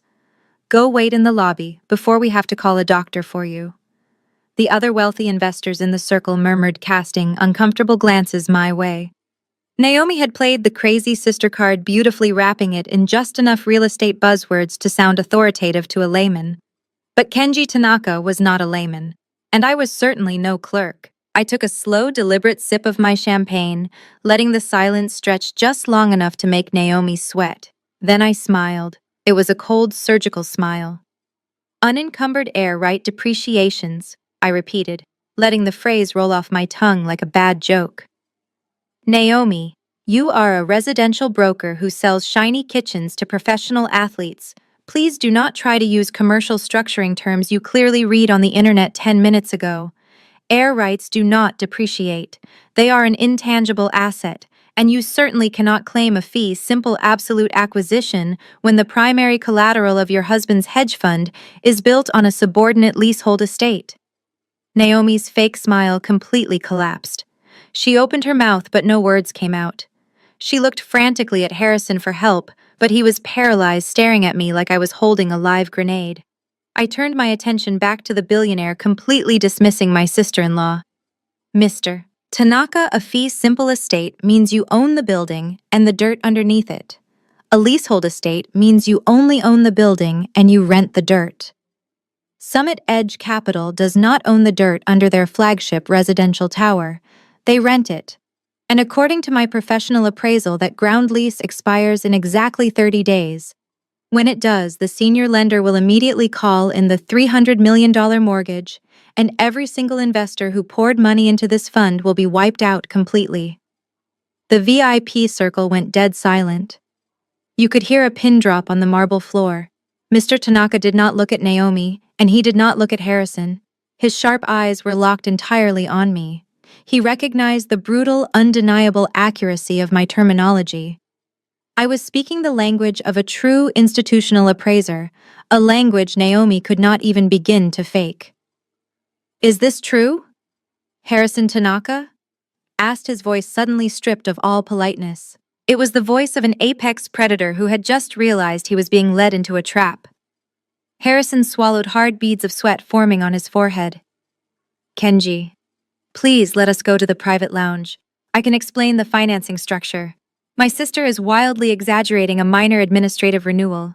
I am not exaggerating anything, I interrupted, smoothly pulling a sleek silver business card from my clutch and handing it directly to the billionaire. I know the exact terms of the lease because my holding company owns the land. Do your own due diligence, Mr. Tanaka. Check the county registry for Lot 402. If you wire my brother a single dollar before that lease is secured, you are throwing your money into an incinerator. Mr. Tanaka held my silver business card between his fingers, tracing the embossed lettering with his thumb. His face was completely unreadable, a stone wall of corporate discipline and terrifying intellect. He slowly looked up from the card and shifted his dark, calculating gaze to Harrison. The silence between them was heavier than concrete, completely suffocating the cheerful music playing in the background. Harrison was unraveling before my eyes. He reached out, his hands visibly shaking, trying to herd the billionaire toward the secluded VIP lounge away from prying ears. Kenji, please. Harrison pleaded, his voice cracking with a pathetic desperation. This is nothing but an elaborate stunt. She is a disgruntled family member trying to extort me because our father wrote her out of his will. I have the fee, simple, absolute paperwork in my office, safe right now. Let us go upstairs, pour some scotch, and I will show you the exact title insurance policies. I can prove everything. I did not back down an inch. I took one smooth, deliberate step closer to Mr. Tanaka, effectively invading the space between him and my brother. I lowered my voice, cutting out the background noise of the gala, speaking directly and privately to the billionaire. Check the ground lease on lot 402 before you wire him a single dollar, I whispered, ensuring only he and his closest executive assistants could hear the precise legal details. The registered landowner is Ironclad Holdings. The municipal registry will confirm the expiration date is exactly 29 days from midnight tonight. The second that clock runs out, his senior lender will trigger an incurable default covenant. If you buy into Summit Edge Capital tonight, you are not buying premium luxury real estate. You are buying a $300 million unsecured liability. You will lose your entire investment, and your board of directors will hold you personally responsible for failing to conduct basic due diligence. I watched the exact moment the final nail was driven into my brother's coffin. Mr. Tanaka was not a man who gambled on glaring red flags. In the high-stakes world of institutional investing, a lie of omission was an absolute unforgivable offense. A hedge fund manager who failed to secure the dirt beneath his flagship asset was either dangerously incompetent or actively committing financial fraud. Neither option was acceptable to a man who managed billions. Tanaka did not yell. He did not cause a public scene. He simply turned his head and signaled to his lead assistant. The assistant immediately pulled out a cell phone and began typing frantically, no doubt ordering their legal team to freeze all pending wire transfers to Summit Edge Capital immediately. Tanaka handed his half-empty crystal champagne flute to a passing waiter. He looked at Harrison with absolute freezing contempt. A man who does not understand the foundation of his own house has no business building an empire for others, Tanaka said quietly, his words cutting deeper than any blade. Your lack of transparency is a direct insult to my firm. We are officially withdrawing our letter of intent. Do not ever contact my office again. Without another word, Kenji Tanaka turned his back on my brother. His security detail and executive entourage immediately formed a protective wall around him, and the group walked swiftly toward the exit. The biggest whale in the commercial real estate market, the singular financial lifeline that was going to save Harrison from total ruin, had just walked right out the front door. The ripple effect across the ballroom was instantaneous. The other wealthy investors in the VIP circle had heard enough of the exchange to know something was catastrophically wrong. Whispers spread through the elegant crowd like wildfire. Cell phones were pulled out from tuxedo pockets. Men and women began stepping away from the Summit Edge Capital promotional banners, physically distancing themselves from a sinking ship. Naomi was standing by the marble column, her face entirely drained of color. Her heavy diamond jewelry suddenly looked like cheap costume plastic against her pale, sweating skin. She was breathing rapidly, her chest heaving as she realized that her luxurious, untouchable life was evaporating into thin air.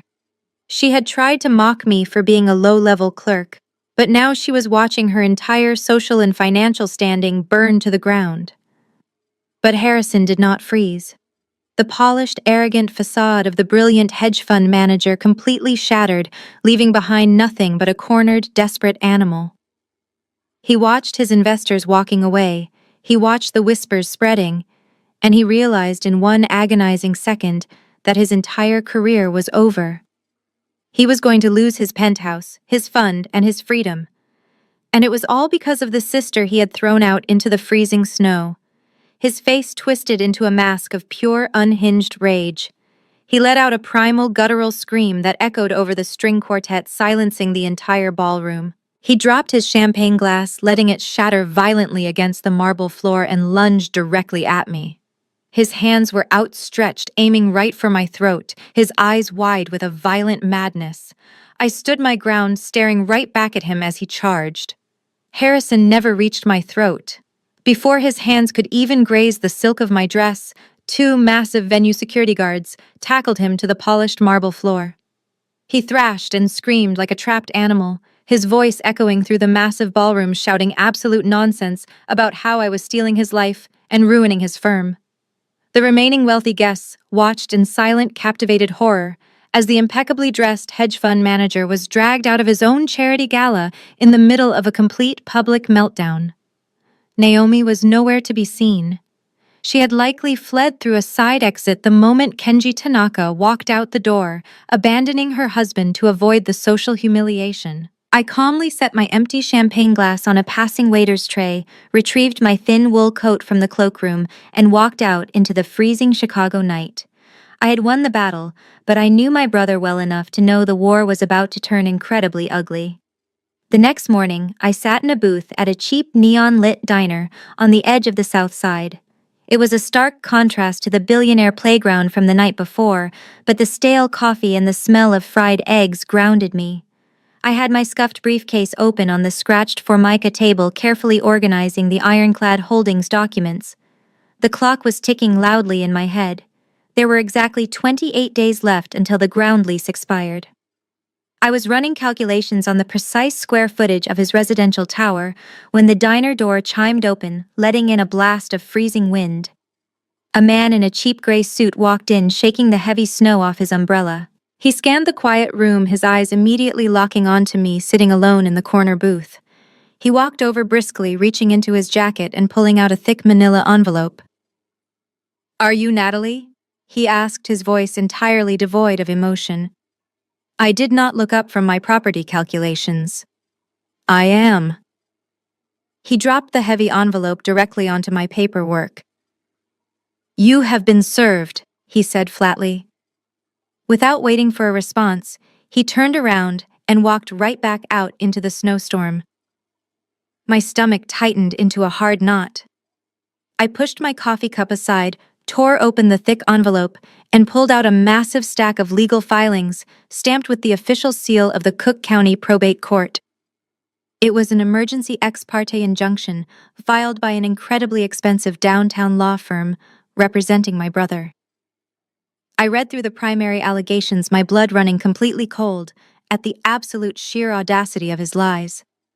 Harrison was not suing me for corporate fraud. He was petitioning the court to have me declared legally incompetent.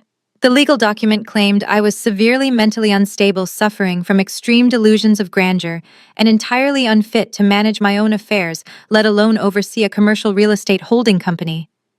I turned the page, and the betrayal deepened into something truly sickening. He had attached my private medical records. During my late 20s, when I was completely overwhelmed by the crushing daily burden of acting as the sole caregiver for our dying parents, I had gone to a grief counselor. I was exhausted, deeply depressed, and struggling to cope while Harrison and Naomi were off living their luxury life on private yachts. Now my own brother was weaponizing those private, painful therapy sessions. He was actively twisting the words of my counselor to paint me as a deeply disturbed woman who had maliciously manipulated our vulnerable father into signing over the factory during his final days. The legal petition demanded that Harrison be granted immediate legal conservatorship over me and all my financial assets to protect the family estate. It was a terrifying, brilliant legal maneuver. If he successfully convinced a judge that I was crazy, he would gain total control over Ironclad Holdings. He could instantly sign the ground lease renewal himself, save his hedge fund, and lock me away in a psychiatric facility or a cheap assisted living home for the rest of my life. He was trying to erase my basic human rights just to protect his bank account. I flipped to the final page, looking for the court mandate. A judge had already signed off on a preliminary hearing based on the fabricated medical urgency of Harrison's claims. The bold text at the bottom of the page ordered me to appear for a mandatory recorded deposition at the offices of Harrison's attorneys. I checked the date and time printed on the official summons. I had exactly 24 hours to prepare. If I did not show up, or if I broke down and cried under the immense pressure of his high-priced lawyers, the judge would grant the temporary conservatorship by default. Harrison genuinely thought my mental health was my weak point. He thought my history of grief made me fragile. He was about to find out that surviving his cruelty for 33 years had made my mind entirely bulletproof. Exactly 24 hours later, I walked through the heavy glass doors of Caldwell and Associates, one of the most ruthless corporate litigation firms in Chicago. The deposition room was a glass box on the 40th floor, specifically designed for psychological warfare. The air conditioning was turned up to a freezing temperature, and a massive mahogany table dominated the space. Harrison and Naomi were already seated on one side, flanked by a team of 3 incredibly expensive lawyers. Naomi was wearing a tailored designer suit, looking at me with a smug, victorious sneer. A legal videographer was adjusting a camera pointed directly at a single isolated chair on the opposite side of the table. I sat down in the lonely chair. I did not bring a lawyer. When you possess the absolute truth and the raw data to back it up, you do not need someone else to speak for you. The lead attorney, a broad-shouldered man named Caldwell, with a predatory smile, started the recording. He launched straight into his attack using a rapid-fire interrogation technique designed to disorient and intimidate his targets. He wanted me to cry. He wanted me to raise my voice, to bang my fists on the table, to do absolutely anything that he could clip and present to a judge as evidence of emotional instability. "Ms. Natalie, let us discuss your current living situation." Caldwell began, his voice dripping with loud condescension. "Is it true that you are entirely unemployed, that you have less than $500 to your name, and that you are currently squatting in an abandoned, condemned industrial property because you have absolutely nowhere else to go?" I looked directly into the camera lens. My posture was perfectly straight, and my voice was entirely devoid of emotion. "I am a self-employed, state-licensed commercial property appraiser. I am not squatting. I am currently occupying a legally deeded commercial parcel that I own outright, free of any mortgage encumbrances." Caldwell slammed a thick medical file onto the table. "Let us talk about your grip on reality. I have your private psychiatric records right here. 2 years ago, you underwent intensive therapy. You were diagnosed with severe depressive episodes. You told your medical provider you felt completely detached from reality and incapable of managing your own life. Does that sound like a woman who should be put in charge of a complex real estate holding company? Or does it sound like someone who manipulated her dying father into signing over his assets?" Harrison leaned back in his leather chair, crossing his arms. He was waiting for the inevitable breakdown. He knew how much those therapy sessions meant to me. He knew I had gone to that counselor because the crushing weight of watching our parents slowly die was destroying me. Weaponizing my grief was the cruelest thing he could possibly do. But I did not break. I did not shed a single tear. I stared at Caldwell with a terrifying cold precision. I sought grief counseling after spending 5 years acting as the sole palliative caregiver for 2 terminally ill parents. I stated clearly, enunciating every single syllable for the microphone. It was a traumatic 24-hour-a-day medical burden that I shouldered entirely alone, while my brother spent that exact same period vacationing on private yachts and mismanaging his hedge fund. The clinical diagnosis I received was caregiver burnout, a perfectly normal physiological response to chronic stress. It was not psychosis. Recognizing my limits and seeking professional therapy is proof of my profound mental clarity, not the lack of it. Caldwell's predatory smile faltered. He opened his mouth to interrupt, but I completely cut him off, my voice slicing through the room like ice. "Furthermore, if we are discussing competency, let the record show that less than 48 hours ago, I utilized commercial laser measurement tools to calculate the load-bearing capacity of a Class S steel foundation. I then presented that mathematical data to the Chief Director of Inspections at Chicago City Hall, proving unequivocally that a city inspector had filed a fraudulent demolition order on my property. The director immediately revoked the order and suspended the inspector. That is not the behavior of a delusional woman. That is the behavior of a highly competent commercial appraiser protecting her corporate assets from a coordinated illegal attack." The silence in the glass boardroom was absolute. The videographer looked uncomfortable. Naomi's smug sneer had completely vanished, replaced by a tense, nervous twitch in her jaw. Harrison was suddenly sitting straight up, his face pale. Caldwell tried to recover, raising his voice to regain control of the room. "You are deflecting. You crashed a private charity gala and harassed a foreign billionaire with paranoid delusions about my client's business. You are trying to destroy his career because you are jealous." I slowly turned my head and looked directly at Harrison. I am not jealous of a man who is 30 days away from a catastrophic commercial default, I said softly. And I am not delusional. I simply own the dirt beneath his feet. Caldwell realized he was losing the narrative. The deposition was supposed to capture a hysterical, broken woman, but instead, he was providing the court with an hour of high-definition video proving I was the smartest, most legally lucid person in the room. He needed a new strategy, and I was about to give him exactly what he wanted. Caldwell stared at me across the massive mahogany table, his mouth slightly open, completely at a loss for words. The aggressive, high-priced corporate attorney had expected to break a fragile, grieving woman. Instead, he had just immortalized on high-definition video a perfectly lucid, legally unassailable defense that would get his emergency injunction thrown out of any courtroom in the country. He shuffled his thick stack of fabricated medical records, desperately searching for another angle of attack, but he had absolutely nothing left. The silence in the freezing glass boardroom was deafening, broken only by the soft, mechanical hum of the air conditioning. I sat perfectly still watching them scramble. I had won the deposition, but my analytical mind was already running the long-term calculations. Proving my sanity today would defeat the immediate threat of a conservatorship, but Harrison was a cornered animal with a massive legal budget. He could easily file a dozen more frivolous lawsuits, tying the factory up in probate litigation for months.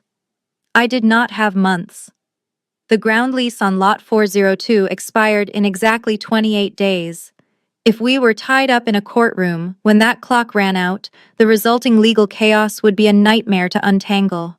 I needed to end this war immediately, and I needed to do it in a way that left my brother completely destroyed. I needed to set a trap, and to do that I needed to give Harrison exactly what his massive, fragile ego desired most: a public surrender.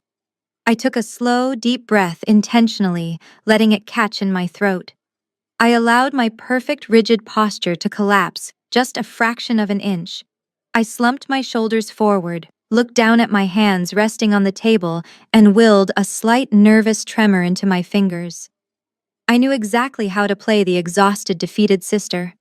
It was the exact version of me they had looked down upon for the last 5 years, while I drained my soul, caring for our dying parents. I am so tired, Harrison, I said, lowering my voice so it sounded cracked and hollow. Caldwell stopped shuffling his papers. Naomi leaned forward instantly, her eyes lighting up like a predator that had just smelled blood in the water.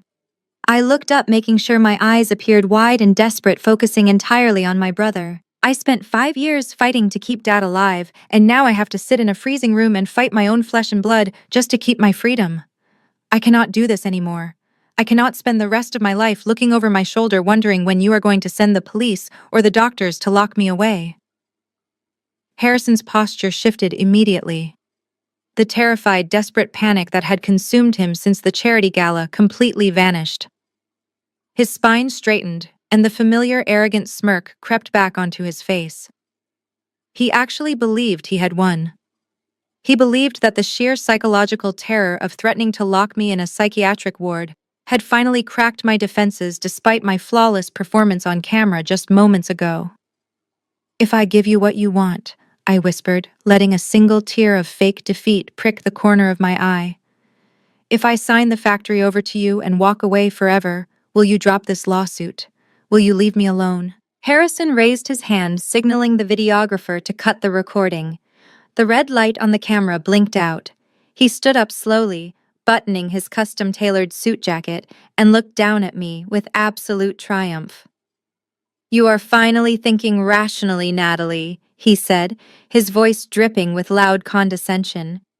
"I told you I was going to protect this family's assets, and I meant it. But we are not doing this in the shadows. My investors and the residents of my building are completely spooked because of your little stunt at the gala. They think there is a genuine title dispute regarding the property. I need to put those rumors to rest permanently." He leaned across the mahogany table, his eyes locked onto mine. "Tomorrow night, the Penthouse Homeowners Association Board is holding an emergency meeting in our building's private conference center. The wealthiest, most powerful residents of the tower will be there along with my primary lenders. You are going to walk into that room at 8 o'clock sharp. You are going to publicly apologize for your hysterical behavior, and you are going to sign the quitclaim deed transferring the factory to Summit Edge Capital in front of every single one of them. Naomi smiled a vicious, satisfied smile. And try to wear something appropriate this time, she chimed in. Maybe that cheap wool coat. It really sells the charity case aesthetic we are going for. I kept my head bowed, hiding the absolute thrill racing through my veins. Okay, I said softly. I will be there. Caldwell slid a thick, unexecuted quitclaim deed across the table. I picked it up with trembling hands, placed it carefully into my scuffed briefcase, and stood up from the lonely chair. I walked out of the glass boardroom without looking back.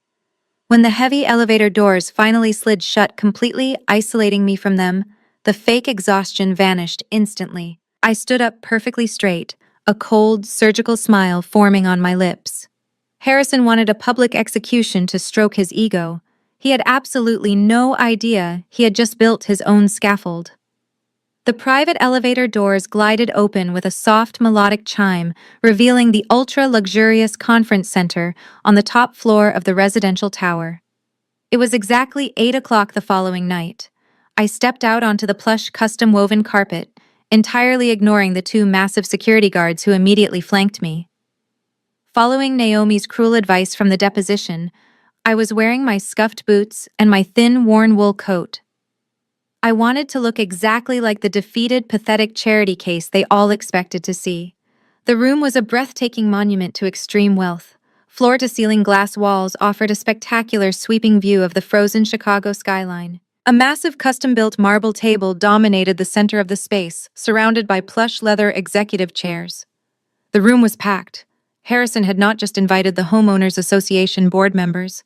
He had gathered the most powerful, influential residents of the building, including tech CEOs, foreign dignitaries, and the senior vice presidents of the commercial bank that held the $300 million mortgage on the tower.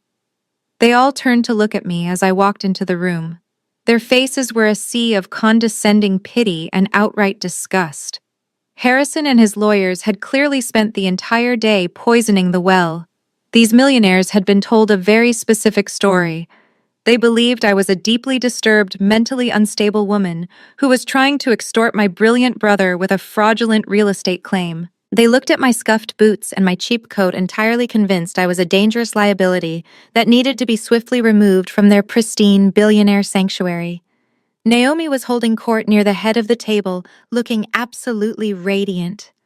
Her rich dark skin glowed beautifully under the light of the cascading crystal chandeliers. She was wearing a breathtaking crimson designer dress, her wrists sparkling with heavy diamond bracelets. She held a crystal flute of vintage champagne, laughing softly with the wife of a major tech developer. When she saw me standing near the entrance, her smile widened into a terrifying mask of absolute victory. She raised her glass in my direction, a mocking, silent toast to my complete and total destruction. She genuinely believed she had won.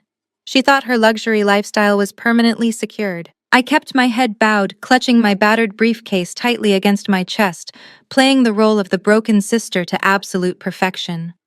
I walked slowly toward the only empty chair at the far end of the marble table. Every single step I took echoed in the dead silence of the room. I looked at the wealthy residents glaring at me. I looked at the bank executives in their tailored suits. None of them had any idea. They were sitting in a 50-story skyscraper sipping imported champagne, completely oblivious to the fact that their entire empire was built on an expiring lease. They were sitting on a ticking time bomb, and I was holding the only key to defuse it. Harrison stood proudly at the head of the table. He looked like a titan of industry, perfectly composed in a charcoal gray suit flanked by Caldwell and his team of aggressive litigators. He waited until I took my seat before addressing the room. His voice was smooth, commanding, and dripping with fake empathy. "Ladies and gentlemen of the board." Harrison began gesturing grandly toward me. "Thank you for gathering here on such short notice. As you all know, there have been some unfortunate, baseless rumors circulating regarding a minor title dispute on this property. I wanted to resolve this matter transparently. My sister Natalie has been going through a severe mental health crisis. In her confusion, she made some deeply inaccurate claims. But tonight, we are putting an end to this painful family chapter. We are here to officially clear the title and protect the integrity of Summit Edge Capital and your beautiful homes. The millionaires nodded in solemn agreement, murmuring their support for Harrison. He looked down the length of the marble table at me. The fake empathy in his eyes instantly vanished, replaced by a cold, arrogant cruelty that only I could see. He reached into his leather portfolio and pulled out the crisp, legally binding quitclaim deed Caldwell had drafted the day before. Harrison placed his hand flat on the document and slid it forcefully down the smooth marble surface. The thick stack of papers glided perfectly, coming to a stop directly in front of my hands. He leaned forward, bracing his knuckles on the table, and delivered his final command in front of the most powerful people in Chicago. "Sign it, Natalie. Go back to your miserable little life." I stared at the thick stack of papers resting on the cold marble. The quitclaim deed. It was the legal instrument that would officially sign away Ironclad Holdings, the expiring ground lease, and my entire inheritance to Summit Edge Capital for exactly $0. Harrison stood over me, his chest puffed out, radiating the smug satisfaction of a man who believed he had just successfully bullied his traumatized sister into total submission. But before I could even reach into my battered briefcase, Naomi decided that my silent surrender was not quite humiliating enough. She needed to put on a spectacular show. She set her crystal champagne flute down on the table with a sharp clink and stepped up to the head of the boardroom. She tapped a button on a sleek remote control, and the massive glass wall behind her seamlessly darkened, transforming into a state-of-the-art high-definition projection screen. A gorgeous architectural rendering flashed onto the display. It was a glossy, incredibly detailed image of a brand-new multi-level luxury parking garage, complete with a rooftop infinity pool, lush botanical gardens, and a private helipad. "Ladies and gentlemen," Naomi announced, her voice echoing with theatrical excitement. "While Harrison has been focused on protecting the strict legal integrity of our beautiful residential tower, I have been working closely with top city planners on how we can turn this unfortunate family distraction into a massive victory for the Homeowners Association. The rendering you are looking at is the immediate future of Lot 402. As soon as Natalie signs that piece of paper, we are sending in the commercial demolition crews to bulldoze her decaying toxic warehouse completely to the ground." She walked slowly around the marble table, her designer heels clicking sharply against the floor, until she was standing just a few feet away from my chair. She looked down at my scuffed boots and my cheap wool coat, her eyes filled with absolute, unfiltered venom. "We all know Natalie never had the vision or the financial capacity to maintain a commercial property," Naomi sneered, addressing the wealthy room, but keeping her piercing gaze locked entirely on me. "She wanted to hoard a dangerous rat-infested eyesore out of pure jealousy. But by tomorrow morning, that pathetic pile of bricks will be gone. It will be replaced by an exclusive amenity deck that will increase everyone's property values in this building by at least 15%. The room erupted into polite, highly enthusiastic applause. The tech CEOs and foreign dignitaries murmured their deep approval, raising their glasses to Naomi's brilliant real estate vision.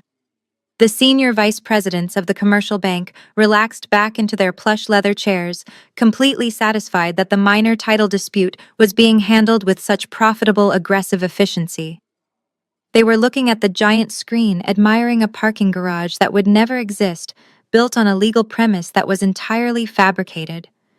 They were celebrating an absolute fantasy, completely ignorant of the financial slaughter waiting for them. Harrison leaned over the table, tapping the crystal face of his expensive gold watch. "Enough presentations, darling," he said smoothly to his wife, though his eyes never left my hands. "We have taken up enough of everyone's valuable evening." He pulled a heavy silver fountain pen from the inside pocket of his charcoal suit and tossed it carelessly onto the deed in front of me. It rolled slightly, stopping right next to the signature line. "Let us get this over with, Natalie. Sign the deed. Let the adults get back to business." I did not pick up his silver pen. Instead, I slowly reached down and unlatched the brass buckles of my battered briefcase. The sharp metallic click echoed loudly in the room, cutting right through the fading applause of the millionaires. I reached inside the dark leather interior. My fingers brushed past the heavy folder containing the ground lease, the laser measurement logs from City Hall, and the certified financial printouts proving Harrison's impending corporate default. I bypassed all of my father's meticulously hidden secrets and pulled out my own simple black ballpoint pen. I placed my briefcase securely on the floor by my boots and sat up perfectly straight. I clicked the top of my pen. The small, sharp sound seemed to suck all the remaining air out of the luxury conference center. I pulled the thick quitclaim deed closer to my chest, aligning it perfectly on the smooth marble surface. I pressed the tip of the pen directly against the bottom right corner of the legal document, hovering exactly 1 millimeter above the solid black signature line. Harrison stopped breathing. Naomi froze in her tracks, her triumphant smile suspended in time. The aggressive corporate litigators leaned forward in their chairs, their eyes completely fixated on my hand. Every single millionaire bank executive and investor in the room went dead silent, watching my pen, waiting for me to surrender my empire. The tip of my black ballpoint pen hovered exactly 1 millimeter above the solid black signature line. I could feel the collective weight of the entire room pressing down on my shoulders. Dozens of millionaires, tech executives, and senior commercial bankers were holding their breath, waiting for the final stroke of ink that would erase my inheritance and secure their luxury empire.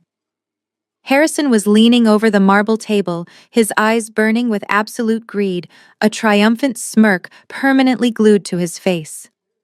Naomi was already lifting her crystal champagne flute back to her lips, ready to take the celebratory sip the second my name hit the paper. I looked at the thick quitclaim deed. I looked at Harrison. And then I smiled. I did not sign my name. Instead, I smoothly pulled my hand back, placed the plastic cap over the tip of my pen, and pressed down. The sharp plastic snap echoed like a gunshot in the dead silence of the luxury conference center. I placed my pen neatly beside my battered briefcase.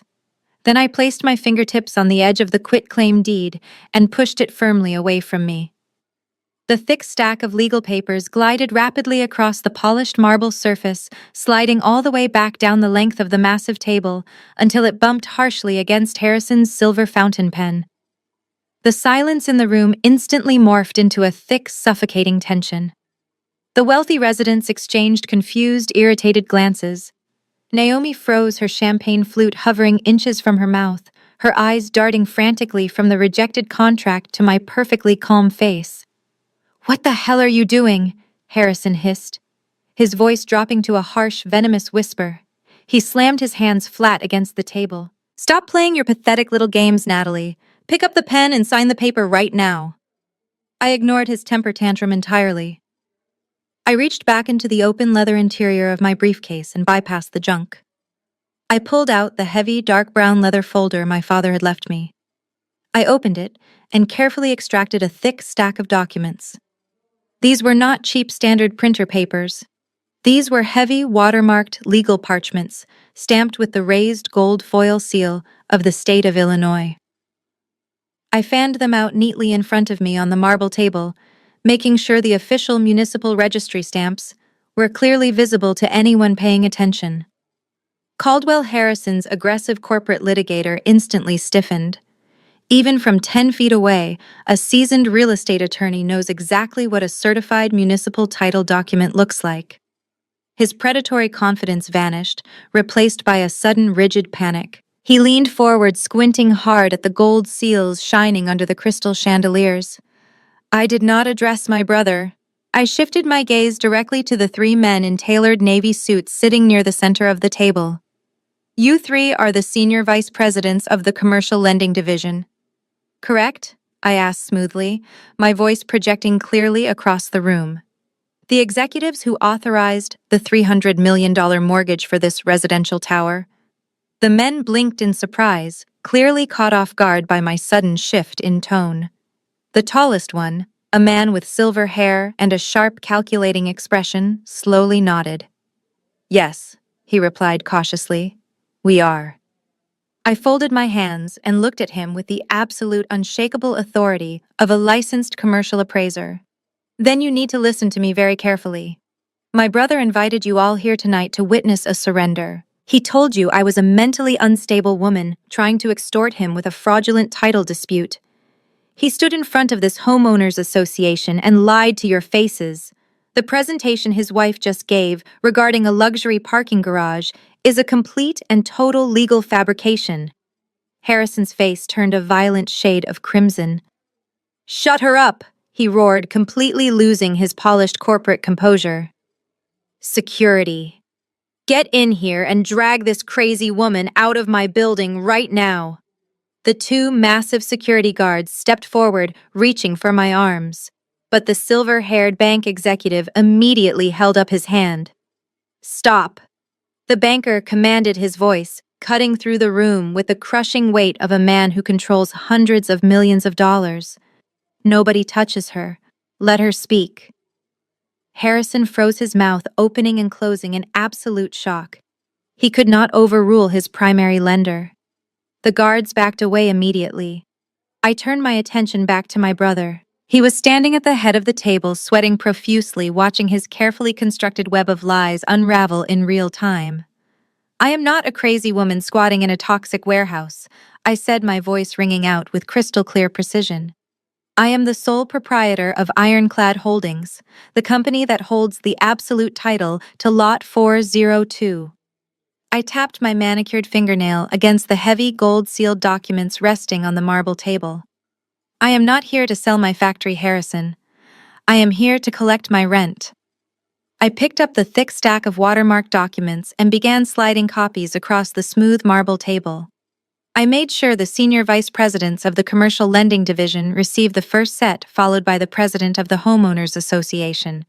Finally, a copy slid directly in front of Naomi, who was staring at the paper as if it were coated in lethal poison. I stood up, pushing my chair back, and commanded the room with the practiced, undeniable authority of a senior commercial property appraiser. "What you are holding is a master ground lease agreement," I explained, my voice steady and echoing clearly in the silent conference center. "In the high-end commercial real estate market, there is a fundamental, non-negotiable difference between air rights and land rights. When the original developers broke ground on this magnificent 50-story tower decades ago, they did not buy the land beneath it. They leased it. They bought the right to occupy the air above Lot 402 for exactly 99 years. I walked slowly around the marble table, watching the color rapidly drain from the faces of the tech CEOs and foreign dignitaries as they read the bold legal print. Harrison purchased the controlling interest in this building, assuming he was buying a fee-simple estate. He arrogantly thought he was buying the dirt. But he only bought the leasehold. He owns the glass windows, the imported marble floors, and the high-speed elevators. But I own the physical earth anchoring this entire skyscraper to the ground. Every single one of you paid millions of dollars for a luxury penthouse that is currently trespassing on my private property." The silver-haired bank executive flipped frantically through the pages, his sharp eyes scanning the execution dates and the official municipal stamps. As a senior lender, the realization of the catastrophic financial exposure hit him instantly. He looked at Harrison with a mixture of absolute disgust and professional terror. "The maturity date," the banker whispered, his voice trembling slightly. "The lease term. It does not match the loan covenants." Harrison snapped. "She is lying!" he roared, his voice cracking violently. He slammed his fist down onto the marble table, his face a mask of frantic, unhinged desperation. "Do not look at those papers. They are complete forgeries. I have the title insurance policies in my office safe right now. I have the fee, absolute deeds.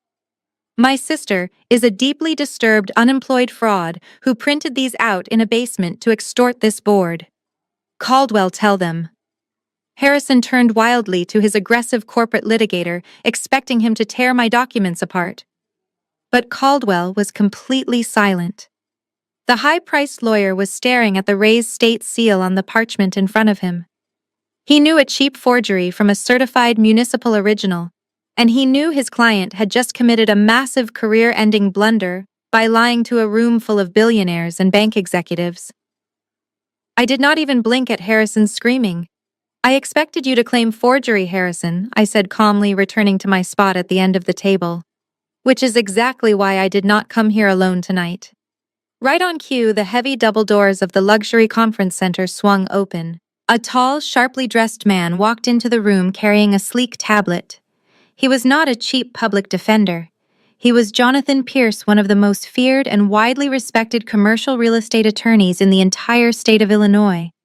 Jonathan walked straight to the head of the table, entirely ignoring Harrison and Naomi. He bypassed them, completely unplugged the presentation cable from Naomi's laptop and plugged it directly into his own device.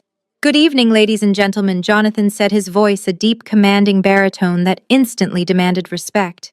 My client, the sole proprietor of Ironclad Holdings, anticipated that her brother might attempt to dispute the physical paperwork. So, we decided to pull the live, uneditable municipal registry directly from the Cook County Assessor Secure server. The massive glass projection screen behind Naomi flickered. The glossy fabricated rendering of the luxury parking garage vanished instantly. In its place, the stark, undeniable interface of the government database illuminated the dark room. Jonathan typed in the exact parcel identification number for Lot 402. The secure server loaded, displaying the legal ownership records in massive black text for the entire room to see. The registered owner was Ironclad Holdings. The managing director was listed as Natalie. And highlighted in bright red at the very bottom of the screen was the active ground lease status. There was no forgery. There was no delusion. The government database was absolute, undeniable proof. The room stared at the massive screen in pure, paralyzed horror, realizing that the woman in the scuffed boots held their entire world in the palm of her hand. The projection screen bathed the luxurious conference room in a harsh and unforgiving white light. I stood at the end of the massive marble table, letting the absolute reality of the government database sink into the minds of the wealthiest people in Chicago. No one spoke. The only sound in the entire room was the faint hum of the climate control system and the ragged, panicked breathing of my brother. The high-definition display behind him was undeniable. Ironclad Holdings was the sole proprietor of the land, and the ground lease status was glowing in bright red text. I slowly raised my left arm and pushed back the sleeve of my thin wool coat to look at my watch. It was exactly 8:15 in the evening. I tapped the glass face of my watch with my index finger, ensuring every single pair of eyes in the room was focused on my movements. The original ground lease for Lot 402 was signed exactly 99 years ago, I announced, my voice slicing through the heavy silence like a scalpel. And according to the ironclad terms of that contract, the lease expired at exactly midnight last night. The collective gasp from the Homeowners Association board members was audible.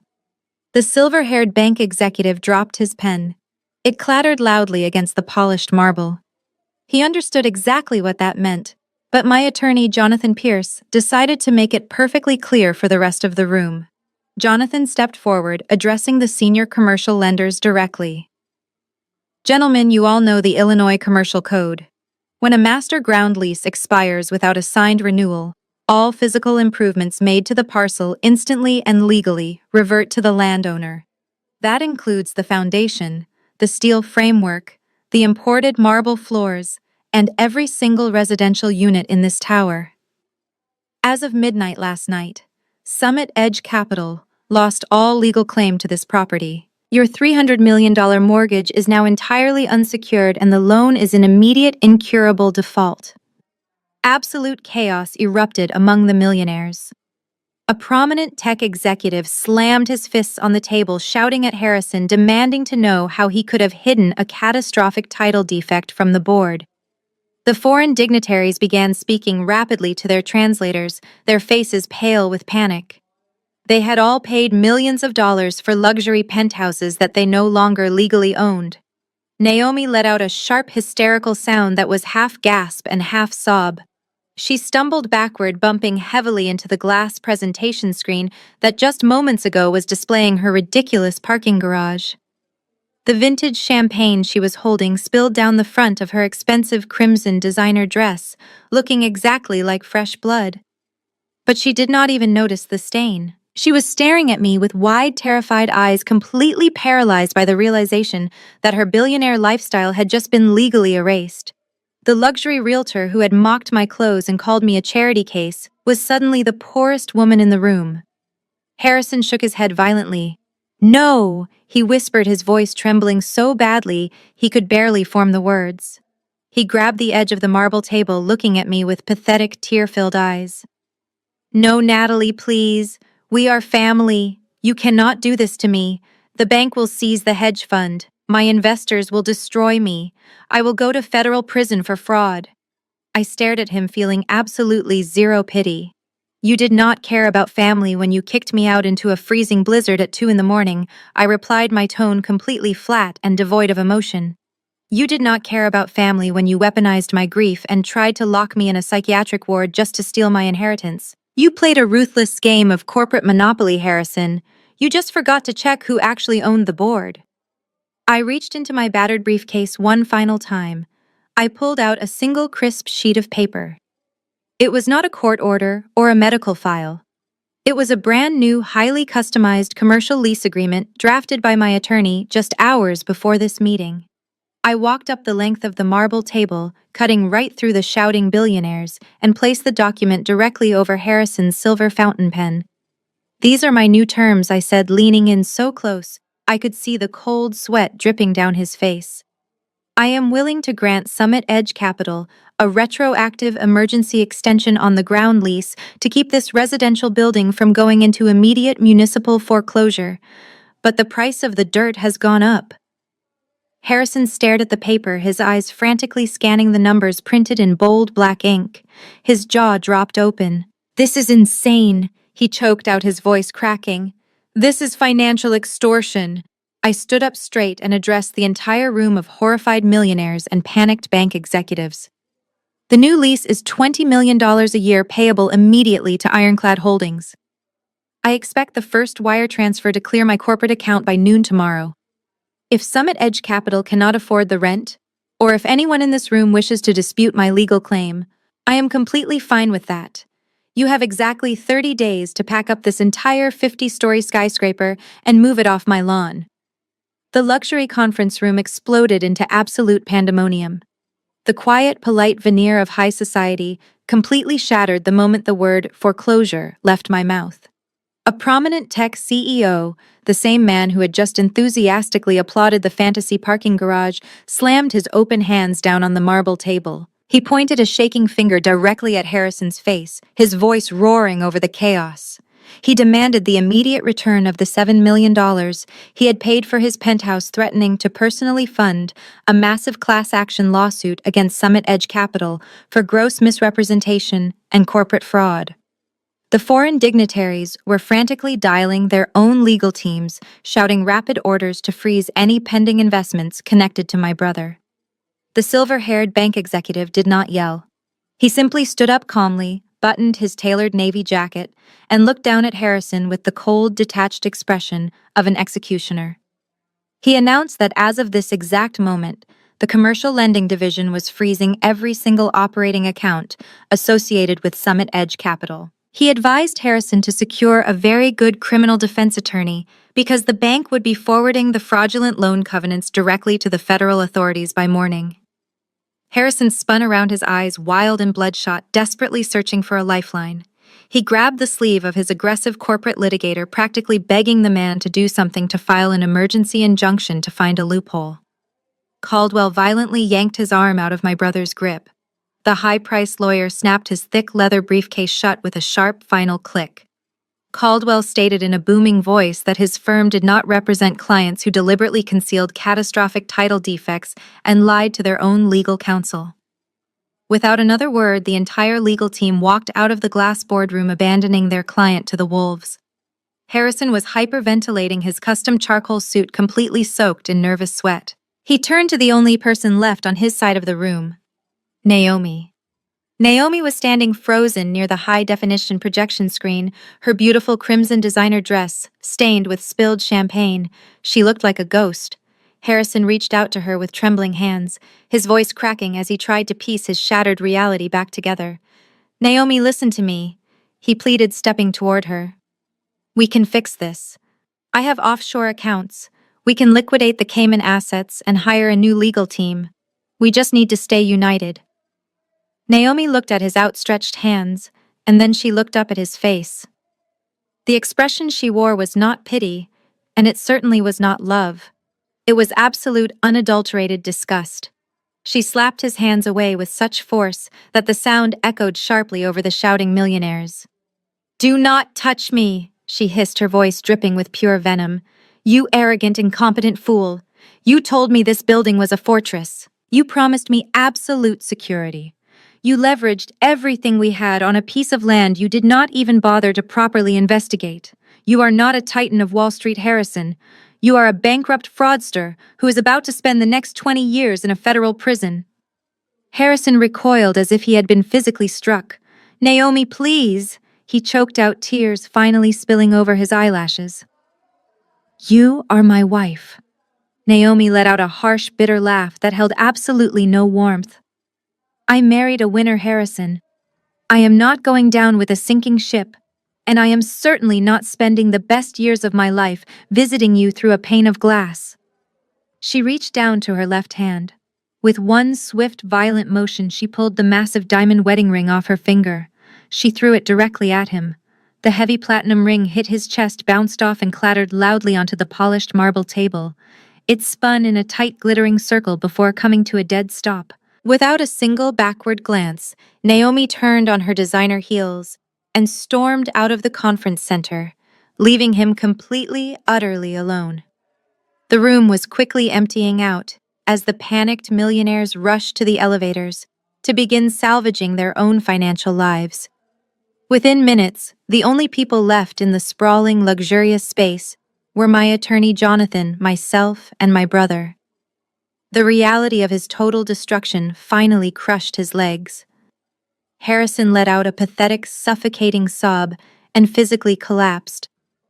He dropped to his knees right there on the custom-woven carpet, his tailored suit pooling around him.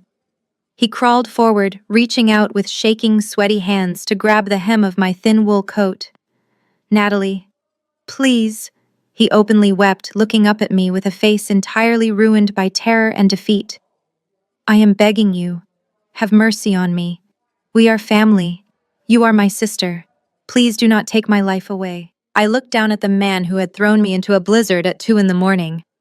I looked at the brother who had tried to lock me in a psychiatric ward to steal my inheritance. I reached down firmly, pulled the fabric of my coat out of his desperate grip, and stepped right past him. The television screen in the main lobby glowed brightly, displaying the breaking news chyron across the bottom of the broadcast. A federal judge in Chicago today handed down a 15-year sentence to former hedge fund manager Harrison. The news anchor announced, his voice crisp and professional. The founder of the now bankrupt Summit Edge Capital was convicted on multiple counts of wire fraud, securities violations, and deliberately concealing catastrophic commercial title defects from his institutional investors. The judge noted his complete lack of remorse during sentencing. I reached out and pressed the power button on the remote control, cutting the anchor off mid-sentence. The massive flat screen went black. I set the remote down on the sleek glass conference table and took a deep, centering breath. 6 months had passed since that chaotic night in the luxury conference center. The brutal, freezing Chicago winter had finally melted away, replaced by a warm and vibrant summer. I walked across the imported marble floor, the soft click of my heels echoing in the massive space, and pushed open the heavy glass doors leading out to the wraparound balcony. The warm wind off Lake Michigan brushed against my face as I stepped out into the sunlight. I walked to the edge of the glass railing and looked down at the sprawling, magnificent city below me. I was standing on the balcony of the exact same $8 million penthouse where just 6 months ago I had been thrown out like a piece of worthless garbage at 2 a.m. But this penthouse did not belong to Harrison anymore. When his ground lease officially expired, the commercial bank immediately called in his $300 million loan. Because his hedge fund was entirely over-leveraged and instantly insolvent, the state of Illinois executed the legal reversion clause. Everything built on Lot 402 reverted to the landowner. I allowed the innocent residents of the Homeowners Association to sign new fair leases directly with Ironclad Holdings so they would not lose their homes. But I absolutely refused to extend that same courtesy to my brother. I legally seized his penthouse to cover the unpaid rent and penalties. The space behind me was completely unrecognizable from the arrogant bachelor pad Harrison had designed. Naomi's velvet sofas, her expensive wine fridge, and her ridiculous luxury Pilates equipment had been completely hauled away to an auction house. In their place stood rows of sleek architectural drafting tables, high-end dual-monitor workstations, and floor-to-ceiling whiteboards covered in complex municipal zoning algorithms. This was no longer a party house. It was the brand-new corporate headquarters of Ironclad Commercial Appraisal and Holding. I had expanded my firm, hiring a dozen of the sharpest structural engineers and real estate analysts in the state. We no longer appraised suburban strip malls. We managed billion-dollar portfolios, and our reputation for absolute bulletproof accuracy was unmatched in the entire city. As for the decaying textile factory in the south side, the building Naomi had illegally tried to demolish it was currently wrapped in construction scaffolding. I had leveraged the equity of the residential tower to secure a massive commercial redevelopment loan. We were using that incredible over-engineered steel foundation my father had left me to build a state-of-the-art community center and tech incubator. We were bringing jobs, resources, and life back to a neighborhood the city had completely forgotten. I was turning my father's hidden anchor into a beacon. Harrison was currently sitting in a federal penitentiary, his arrogant corporate facade entirely stripped away. Naomi filed for divorce the very morning after the gala, but she could not escape the blast radius of his fraud. Because her name was legally tied to several of his shell companies, the state board permanently revoked her luxury real estate license. The woman who once wore heavy diamond bracelets and mocked my cheap wool coat was now completely bankrupt. Last I heard, she was working as a front desk receptionist at a budget motel near the airport. It was the exact place she had told me to go when she thought she held all the power. I leaned my hands against the warm glass railing of the balcony, looking out at the horizon. For 33 years, I had let my brother and his wife mock me. I let them call me a loser, a charity case, and a worthless burden. They genuinely believed that because I chose to care for our dying parents instead of chasing a luxury lifestyle, I was weak. They mistook my patience for stupidity, and they mistook my silence for submission. But real power does not need to shout. Real power does not need to throw tantrums in a cafe or brag to billionaires at a charity gala.